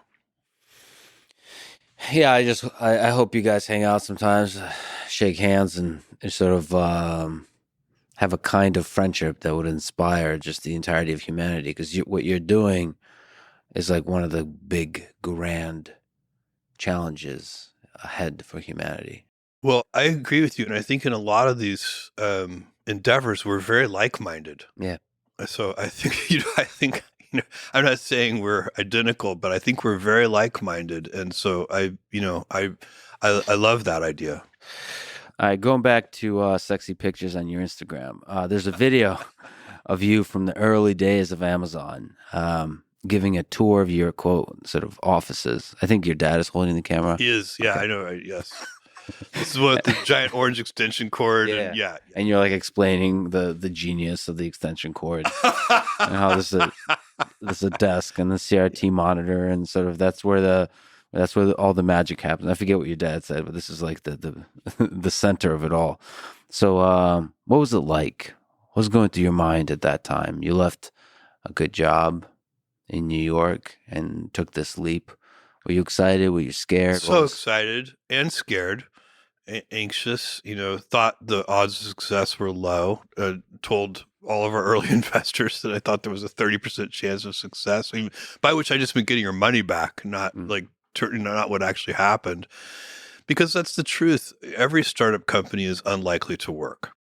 It's helpful to be in reality about that. But that doesn't mean you can't be optimistic. So you kind of have to have this duality in your head. Like on the one hand, you know what the baseline statistics say about startup companies. And the other hand, you have to ignore all of that and just be 100% sure it's going to work. Mm-hmm. And you're doing both things at the same time. You're holding that contradiction in your head. But it was so exciting. I love, from 1994 when the company was founded to 1995 when we opened our doors, all the way until today. I find Amazon so exciting. And that doesn't mean it's like full of pain, full of problems. It's like there's so many things that need to be resolved and worked and made better and etc. But on balance, it's so fun. It's such a privilege. It's been such a joy. I feel so grateful that I've been part of that journey. It's just been incredible. So in some sense, you don't want a single day of comfort. You've written about this many times. We'll talk about your writing, which I would highly recommend people read, and just the letters to shareholders. So you wrote explaining the idea of day one thinking. I think you first wrote about it in 97 letters to shareholders. Then you also, in a way, wrote about, sad to say, is your last letter to shareholders as CEO. And you've said that day two is stasis, followed by irrelevance, followed by excruciating, painful decline, followed by death. And that is why it's always day one. Can you explain this day one thing? This is a really powerful way to describe the beginning and the journey of Amazon. It's really a very simple and I think age-old idea about renewal and rebirth, and like every day is day one. Every day you're deciding what you're going to do, and you are not trapped by what you were or who you were or any self-consistency. Self-consistency even can be a trap. And so day one thinking is kind of, we start fresh every day, and we get to make new decisions every day about invention, about customers, about how we're going to operate, what our even as deeply as what our principles are. We can go back to that. It turns out we don't change those very often, but we change them occasionally. And when we work on programs at Amazon, we often make a list of tenets, and the tenets are kind of, they're not principles. They're a little more tactical than principles, but it's kind of the main ideas that we want this program to embody, whatever those are. And one of the things that we do is we put, these are the tenets for this program, and then in parentheses, we always put, unless you know a better way. Mm-hmm. And that idea, unless you know a better way, is so important, because you never want to get trapped by dogma. You never want to get trapped by history. It doesn't mean you discard history or ignore it. There's so much value in what has worked in the past, but you can't be blindly following what you've done. And that's the heart of day one. You're always starting fresh. And to the question of how to fend off day two, you said such a question can't have a simple answer, as you're saying. There will be many elements, multiple paths, and many traps. I don't know the whole answer, but I may know bits of it. Here's a starter pack of essentials. Maybe others come to mind. For day one, defense. Customer obsession, a skeptical view of proxies, the eager adoption of external trends, and high-velocity decision-making. So we talked about high-velocity decision-making. That's more difficult than it sounds. So maybe you can pick one that stands out to you as you can comment on. Eager adoption of external trends, high-velocity decision-making, skeptical view of proxies. How do you fight off day two? Well, I'll talk about, because I think it's the one that is maybe in some ways the hardest to understand, is the skeptical view of proxies. One of the things that happens in business, probably anything that where you have an ongoing program and something is underway for a number of years, is you develop certain things that you're managing to. Like, let's say the typical case would be a metric. And that metric isn't the real underlying thing. And so, maybe the metric is efficiency metric around customer contacts per unit sold, or something. Like, if you sell 1 million units, how many customer contacts do you get? Or how many returns do you get? And so on and so on. And so what happens is a little bit of a kind of inertia sets in, where somebody a long time ago invented that metric. And they invented that metric. They decided we need to watch for, customer returns per unit sold as an important metric. But they had a reason why they chose that metric, the person who invented that metric and decided it was worth watching. And then fast forward 5 years, that metric is the proxy. The proxy for truth, I guess. The proxy for truth, the proxy for customer. Let's say in this case, it's a proxy for customer happiness. Yeah. But that metric is not actually customer happiness. It's a proxy for customer happiness. The person who invented the metric understood that connection. 5 years later, a kind of inertia can set in, and you forget the truth behind why you were watching that metric in the first place. And the world shifts a little. Yeah.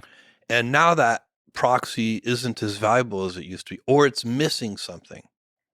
And you have to be on alert for that. You have to know, okay, I don't really care about this metric. I care about customer happiness.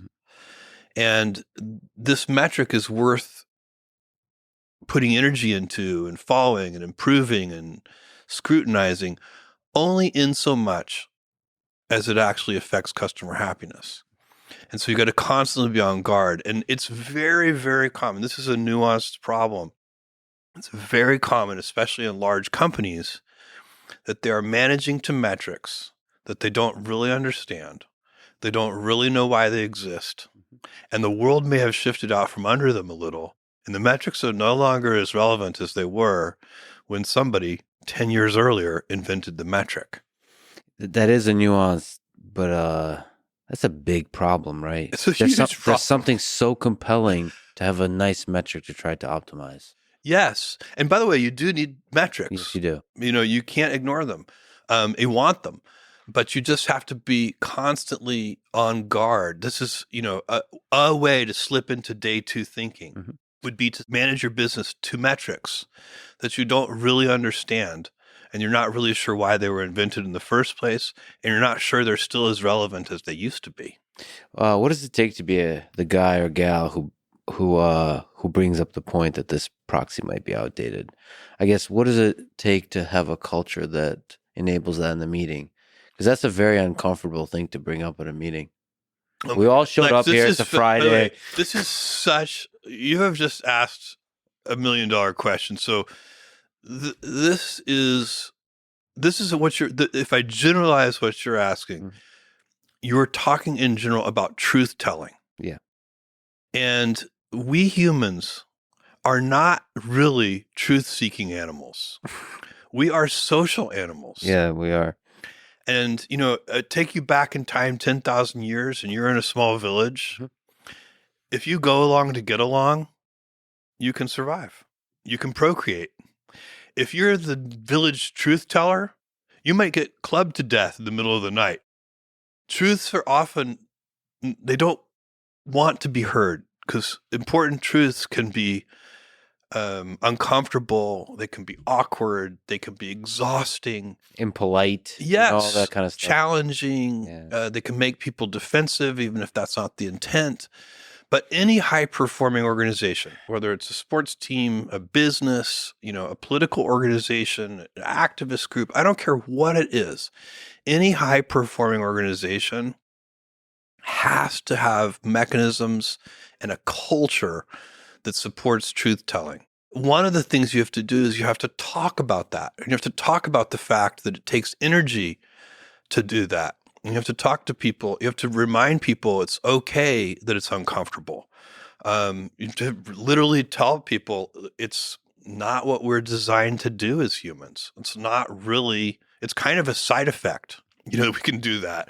But it's not how we survive. We mostly survive by being social animals and being cordial and cooperative. And that's really important. And so there's science is all about truth telling. It's actually a very formal mechanism for trying to tell the truth. And even in science, you find that it's hard to tell the truth. Right? Even, you're supposed to have a hypothesis and test it and find data and reject the hypothesis and so on. It's not easy. But even in science, there's the senior scientists and the junior scientists, and then Correct. there's a hierarchy of humans where It's the still social. somehow seniority matters in the Yes. scientific process, which it And should that's not. true inside companies too. Yeah. And so you want to set up your culture so that the most junior person can overrule the most senior person if they have data.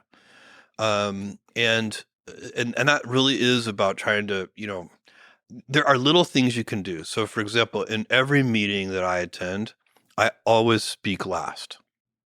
And I know from experience that, if I speak first, even very strong-willed, highly intelligent, high judgment participants in that meeting will wonder, well, if Jeff thinks that, I came in this meeting thinking one thing, but maybe I'm not right.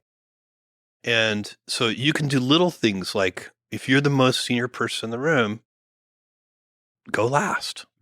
Let everybody else go first. In fact, ideally, is try to have the most junior person go first, and the second, then try to go in order of seniority, um, so that you can hear everyone's opinion in a kind of unfiltered way. Because we really do. We actually literally change our opinions. If somebody who you really respect says something, it makes you change your mind a little.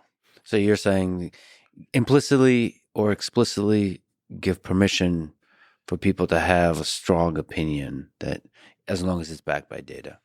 Yes, and sometimes it can even, by the way, a lot of our most powerful truths turn out to be hunches. They turn out to be based on anecdotes. Yeah. They're intuition based, and sometimes you don't even have strong data. But you may know the person well enough to trust their judgment. You may feel yourself leaning in. It may resonate with a set of anecdotes you have, and then you may be able to say, something about that feels right. Let's go collect some data on that. Let's try to see if we can actually know whether it's right. But for now, let's not disregard it because it feels right. You can also fight inherent bias. There's an optimism bias. Like if there are two interpretations of a new set of data, and one of them is happy and one of them is unhappy, it's a little dangerous to jump to the conclusion that the happy interpretation is right. You may want to sort of compensate for that human bias of looking for, trying to find the silver lining and say, look, that might be good, but I'm going to go with it's bad for now until we're sure. So speaking of happiness bias, data collection, and anecdotes, you have to. How's that for a transition? You have to tell me the story of the call you made, the customer service call you made to demonstrate a point about wait times. Yeah, this is very early in the history of Amazon. Yes. And we were going over a weekly business review and a set of documents. And I have a saying, which is when the data and the anecdotes disagree, the anecdotes are usually right. And it doesn't mean you just slavishly go follow the anecdotes then. It means you go examine the data. Because and it's usually not that the data is being miscollected. It's usually that you're not measuring the right thing. And so, if you have a bunch of customers complaining about something, and at the same time, your metrics look like they shouldn't be complaining, you should doubt the metrics. And an early example of this was we had metrics that showed that our customers were waiting, I think, less than, 60 seconds when they called a 1-800 number to get, phone customer service. The wait time was supposed to be less than 60 seconds. But we had a lot of complaints that it was longer than that. And anecdotally, it seemed longer than that. Like, I would call customer service myself.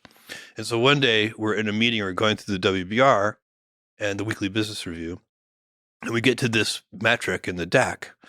And the guy who leads customer service is to fit in the metric. And I said, okay, let's call.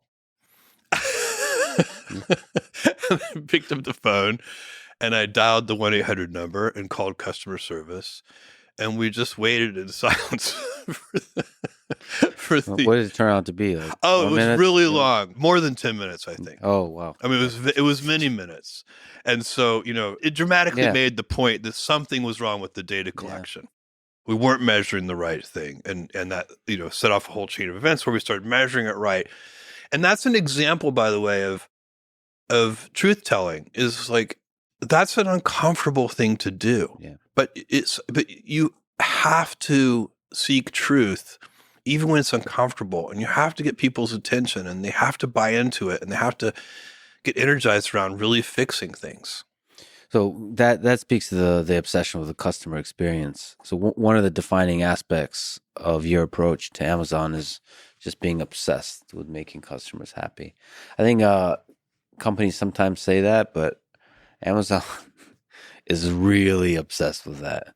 I think there's something really profound to that, which is seeing the world through the eyes of the customer, like the customer experience, the human Truly. being that's using the product, that's enjoying the product.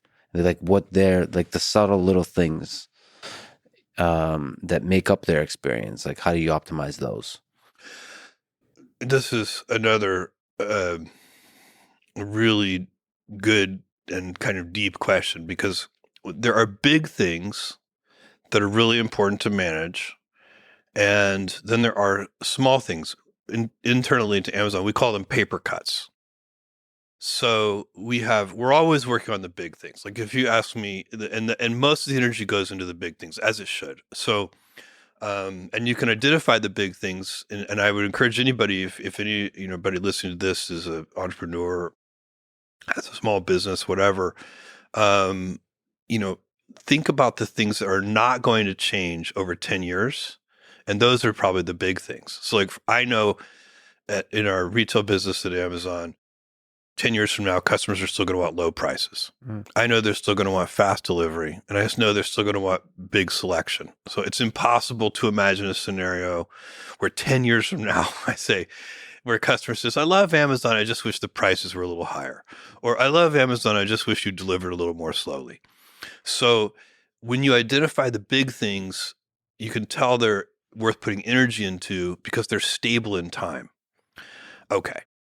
But you're asking about something a little different, which is in every customer experience, there are those big things. And by the way, it's astonishingly hard to focus even on just the big things. So even though they're obvious, they're really hard to focus on. But in addition to that, there are all these little tiny customer experience deficiencies. And we call those paper cuts. And we make long lists of them. And then we have dedicated teams that go fix paper cuts, because the teams working on the big issues never get to the paper cuts. They never work their way down the list to get to, they're working on big things as they should and as you want them to. And so you need special teams who are charged with fixing paper cuts. Where would you put on the paper cut spectrum the buy now with one click button, which is, I think, pretty genius. So to me, like, okay, my interaction with things I love on the internet, there's things I do a lot. I may be representing a regular human. I would love for those things to be frictionless. For example, booking airline tickets. Just saying. But, it's buying a thing with one click, making that experience frictionless, intuitive, all aspects of that. Like that just fundamentally makes my life better. Not just in terms of efficiency, in terms of some kind of cognitive load. Yeah, cognitive load and peace, inner peace and happiness. But first of all, buying stuff isn't a pleasant experience. Having enough money to buy a thing and then buying it is a pleasant experience. And like having pain around that is somehow just you're ruining a beautiful experience. And I guess all I'm saying as a person who loves good ideas is that a paper cut, a solution to a paper cut. Yes. So it's probably that particular thing is probably a solution to a number of paper cuts. So if you go back and look at our order pipeline and how people shopped on Amazon before we invented one-click shopping, there were there was more friction. There was a whole series of paper cuts, and that invention eliminated a bunch of paper cuts. And I think you're absolutely right, by the way, that when you come up with something like one-click shopping, again, this is like so ingrained in people now. I'm impressed that you even notice it. I mean, most people, Every time I click the button, I most people just never a surge of notice happiness. there is in the perfect invention for the perfect moment in the perfect context, Yeah. there is real beauty. Yeah. It is actual beauty, and it feels good. It's emotional. It's emotional for the inventor. It's emotional for the team that builds it. It's emotional for the customer. It's a big deal. And you can feel those things. But to keep coming up with that idea, with those kinds of ideas, I guess is the day one thinking effort. Yeah, and you need a big group of people who feel that kind of satisfaction with creating that kind of beauty. There's a lot of books written about you. There's a book, Invent and Wander, where Walter Isaacson does an intro, and it's mostly collected writings of yours. I've read that. I also recommend people check out the Founders podcast. That covers you a lot, and it does different analysis of different business advice you've given over the years. I bring all that up because I saw that there a mention that you said that books are an antidote for short attention spans. And I forget how it was phrased, but that when you were thinking about the Kindle, that you're thinking about how technology changes us. Yeah. We co-evolve Yeah. with our tools. So, we invent new tools, and then our tools change us. Which is fascinating to think about. It goes in a circle. And there's some aspect, even just inside business, where you don't just make the customer happy, but you also have to think about, like, where is this going to take humanity if you zoom out a bit. 100%. And, you can feel your brains are plastic, and you can feel your brain getting reprogrammed. I remember the first time this happened to me was when Tetris first came on the scene. I'm sure you've had anybody who's been a game player has this experience where you close your eyes to lay down to go to sleep, and you see all the little blocks moving, and you're kind of rotating them in your mind, and you can just tell as you walk around the world that you have rewired your brain to play Tetris. But that happens with everything. And so, I think, we still have yet to see the full repercussions of this, I fear. But I think one of the things that we've done online, and largely because of social media, is we have trained our brains to be really good at processing super short form content. And, your podcast flies in the face of this. You do these long format things, and reading books is a long format thing.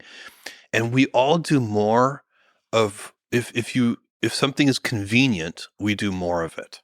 And so when you make tools, we carry around we carry around in our pocket a phone. And one of the things that phone does, for the most part, is it is an attention shortening device, because most of the things we do on our phone shorten our attention spans. And I'm not even going to say we know for sure that that's bad, but I do think it's happening. That's one of the ways we're co-evolving with that tool. But I think it's important to spend some of your time and some of your life doing long attention span things. Yeah, I think you've spoken about the value in your own life of focus, of singular focus on a thing for prolonged periods of time. And that's certainly what books do. And that's certainly what that piece of technology does. But I bring all that up to ask you about another piece of technology, AI, that has the potential to have various trajectories to have an impact on human civilization. How do you think AI will change us? If you're talking about, generative AI, large language models, things like ChatGPT and its soon successors, and these are incredibly powerful technologies. To believe otherwise is to bury your head in the sand, soon to be even more powerful.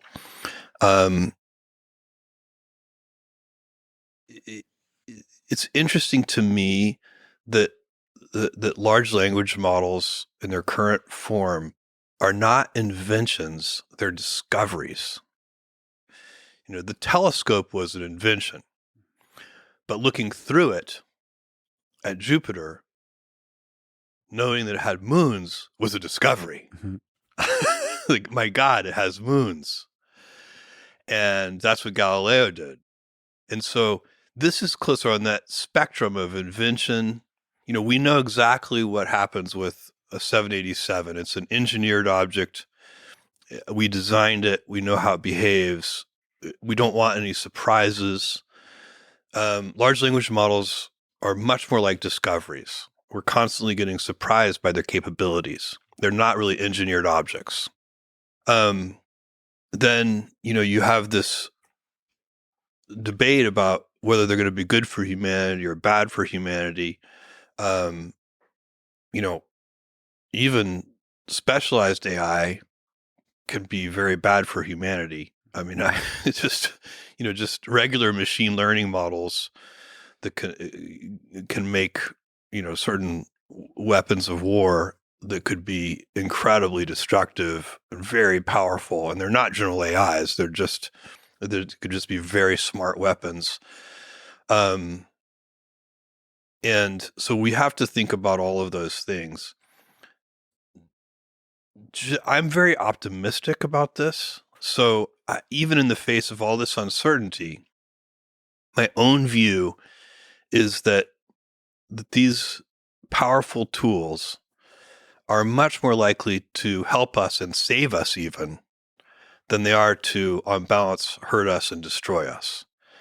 I think, we humans have a lot of ways of, we can make ourselves go extinct. These things may help us not do that, so they may actually save us. So the people who are, overly concerned, in my view, overly concerned, it's a valid debate. I think that they may be missing part of the equation, which is how helpful they could be in making sure we don't destroy ourselves.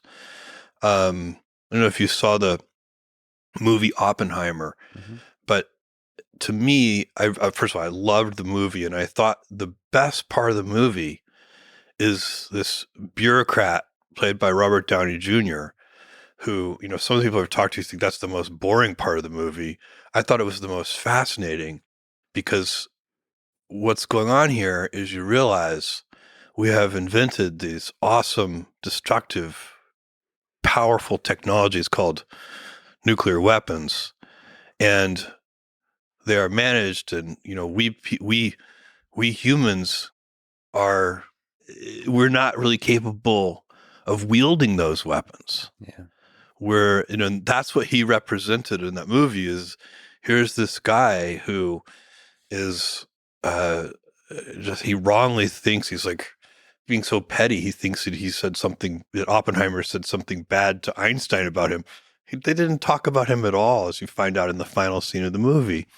And yet he's spent his career trying to be vengeful and petty. And that's the problem. We as a species are not really sophisticated enough and mature enough to handle these technologies. And so, and by the way, before you get to general AI and the possibility of AI having agency, and there's a lot of things that would have to happen, but there's so much benefit that's going to come from these technologies in the meantime, even before they're, general AI, in terms of better medicines and better tools to develop more technologies and so on. So I think it's an incredible moment to be alive and to witness the transformations that are going to happen. How quickly it will happen, no one knows. But over the next 10 years and 20 years, I think we're going to see really remarkable advances. And I personally am very excited about it. First of all, really interesting to say that it's discoveries, that it's true that we don't know the limits of what's possible with the current language models. We don't. And it could be a few tricks and hacks here and there that open doors to hold entire new possibilities. We do know that humans are doing something different from these models, in part because, we're so power efficient. The human brain does remarkable things, and it does it on about 20 watts of power.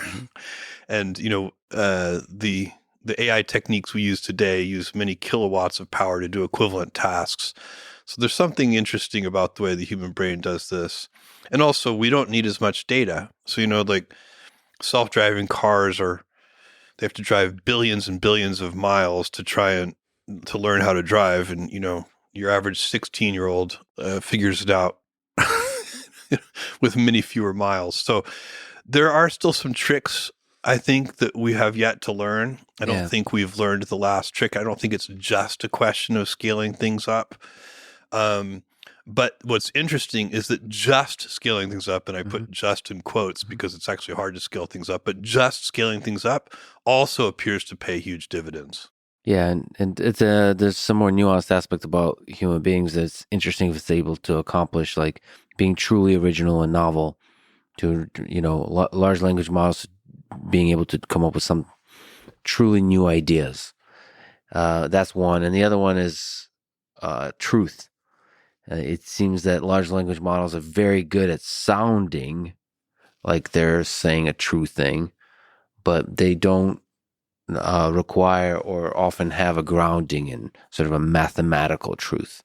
It can just basically is a very good bullshitter. So if there's not enough data, if there's not enough sort of data in the training data about a particular topic, it's just going to concoct accurate sounding narratives, which is a very fascinating problem to try to solve. How do you get language models to infer what is true and not, to sort of introspect? Yeah, they need to be taught to say, I don't know, more often. Yeah. And I know several humans who could be taught that as well. Sure. And then the other stuff, because you're still a bit involved in the Amazon side with the AI things, the other open question is what kind of products are created from this? Oh, so many. Yeah. I mean, we have Alexa and Echo, and Alexa has, hundreds of millions of installed base, inputs. And so there's Alexa everywhere. And guess what? Alexa is about to get a lot smarter. Yeah. And so that's really, from a product point of view, that's super exciting. There's so many opportunities there. So many opportunities. Shopping assistant, like all that stuff is amazing. In AWS, we're building Titan, which is our foundational model. We're also building Bedrock, which our corporate clients at AWS, our enterprise clients, they want to be able to use these powerful models with their own corporate data, without accidentally contributing their corporate data to that model. Yes. And so those are the tools we're building for them with Bedrock. Yeah. So there's tremendous opportunity here. Yeah, the security, the privacy, all those things are fascinating, of how to, because so much value can be gained by training on private data, but you want to keep it secure. It's a fascinating technical problem. This is a very challenging technical problem, and it's one that we're making progress on and dedicated to solving for our customers. Do you think there will be a day when humans and robots, maybe Alexa, have a romantic relationship? Like it be her. Well, I mean, I think if you look at brainstorming products here, if you look at the spectrum of human variety and what people like, sexual variety. Yes. There are people who like everything. So the answer to your question has to be yes. Okay. I don't know. I guess I'm asking. I don't know when. how widespread that will be. All right. But it will happen. I was just asking when for a friend, but it's all right. So, I'll just moving on. Next question. What's a perfectly productive day in the life of Jeff Bezos? You're one of the most productive humans in the world. Well, first of all, I get up in the morning and I putter. I have a coffee. Can you define putter? Just like I slowly move around. I'm not as productive as you might think I am. I mean, because I do believe in wandering, and I read my phone for a while. I read newspapers for a while. I chat with Laura, and I drink my first coffee. So I move pretty slowly in the first couple of hours. I get up early, just naturally, and And then, you know, I exercise most days, and most days it's not that hard for me. Some days it's really hard, and I do it anyway. I don't want to, and it's painful, and I'm like, why am I here? And I don't want to do I mean, this. why am I here at the gym? Why am I here at the gym? Why don't Yeah. I do something else? It's not always easy. What's To your do source of that. motivation in those moments? I know that I'll feel better later if I do it. And so like the real source of motivation, I can tell the days when I skip it. Mhm. I'm not quite as alert. I don't feel as good.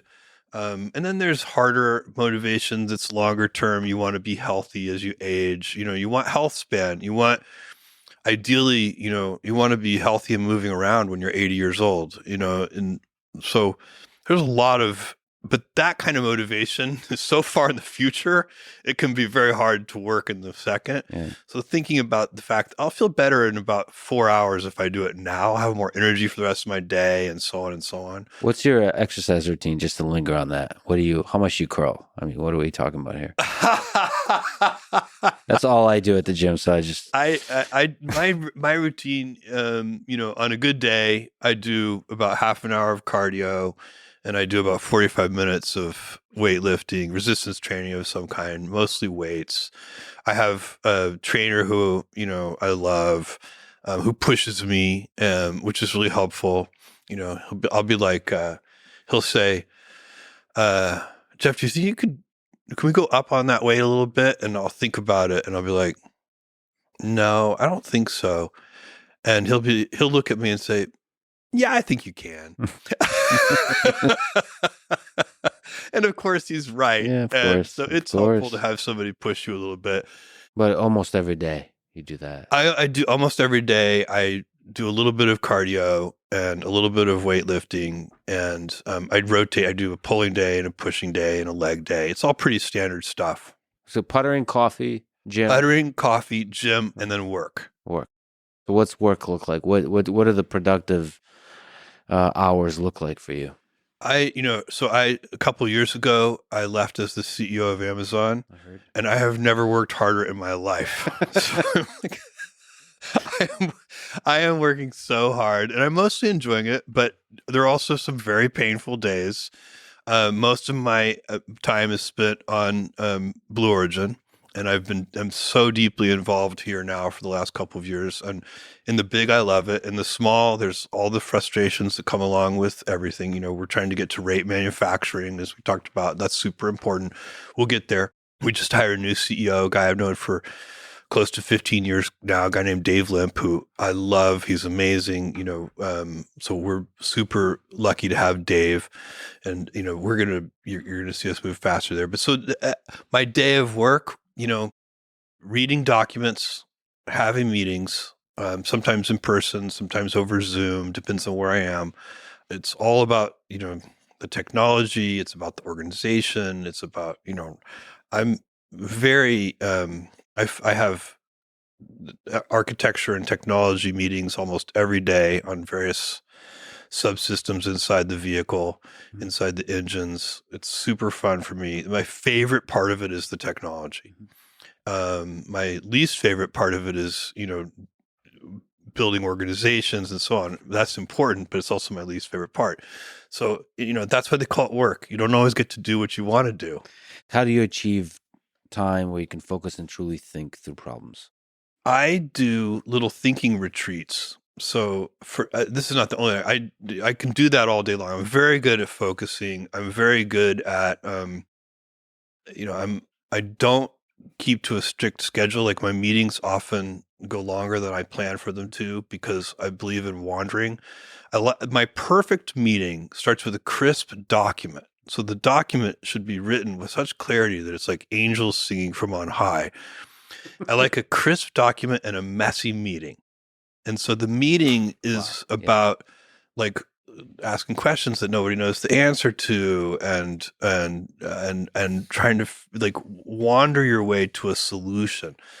And because and that is when that happens just right, it makes all the other meetings worthwhile. It feels good. It has a kind of beauty to it. It has an aesthetic beauty to it, and you get real breakthroughs in meetings like that. Can you actually describe the crisp document? Like, this is one of the legendary aspects of Amazon, of the way you approach meetings. This is the 6-page memo. Maybe first describe the process of running a Yeah. meeting with memos. And Meetings at Amazon and at Blue Origin are unusual. When we when we get when new people come in, like a new executive joins, they're a little taken aback sometimes because the typical meeting will start with a 6-page narratively structured memo, Mhm. and we do study hall. For 30 minutes, we sit there silently together in the meeting and read, I love take notes this. in the margins, Mm. and then we discuss. And the reason, by the way, we do study, you could say, I would like everybody to read these memos in advance. But the problem is people don't have time to do that. Mhm. And they end up coming to the meeting having only skimmed the memo or maybe not read it at all. And they're trying to catch up. And they're also bluffing like they were in college, having pretended to do the reading. Yeah, exactly. It's better just to carve out the Yeah. time for people. And do it So now together. we're all on the same page. We've all read the memo. And now we can have a really elevated discussion. And this is so much better from having a slideshow presentation, a PowerPoint presentation of some kind, where that has so many difficulties. But one of the problems is PowerPoint is really designed to persuade. It's kind of a sales tool. And internally, the last thing you want to do is sell. You're truth seeking. You're trying to find truth. And the other problem with PowerPoint is it's easy for the author and hard for the audience. Mm-hmm. And a memo is the opposite. It's hard to write a 6-page memo. A good 6-page memo might take 2 weeks to write. Mm-hmm. You have to write it, you have to rewrite it, you have to edit it, you have to talk to people about it. They have to poke holes in it for you. You write it again. It may take 2 weeks. So the author, it's really a very difficult job. But for the audience, it's much better. So you can read a half hour and there are little problems with PowerPoint presentations too. Senior executives interrupt with questions halfway through the presentation. That question's going to be answered on the next slide, but you never got there. Whereas if you read the whole memo in advance, I often write lots of questions that I have in the margins of these memos, and then I go cross them all out because by the time I get to the end of the memo, they've been answered. That's why I save all that time. You also get, if the person who's preparing the memo, we talked earlier about group think and, the fact that I go last in meetings and that you don't want, your ideas to kind of pollute the meeting prematurely. The author of the memo has kind of got to be very vulnerable. They got to put all their thoughts out there and they've got to go first, but that's great because it makes them really good. And you get to see their real ideas and you're not trampling on them accidentally in a big, PowerPoint presentation. What's that feel like when you've authored a thing and then you're sitting there and everybody's reading your thing? You're like, I think it's mostly terrifying. Yeah.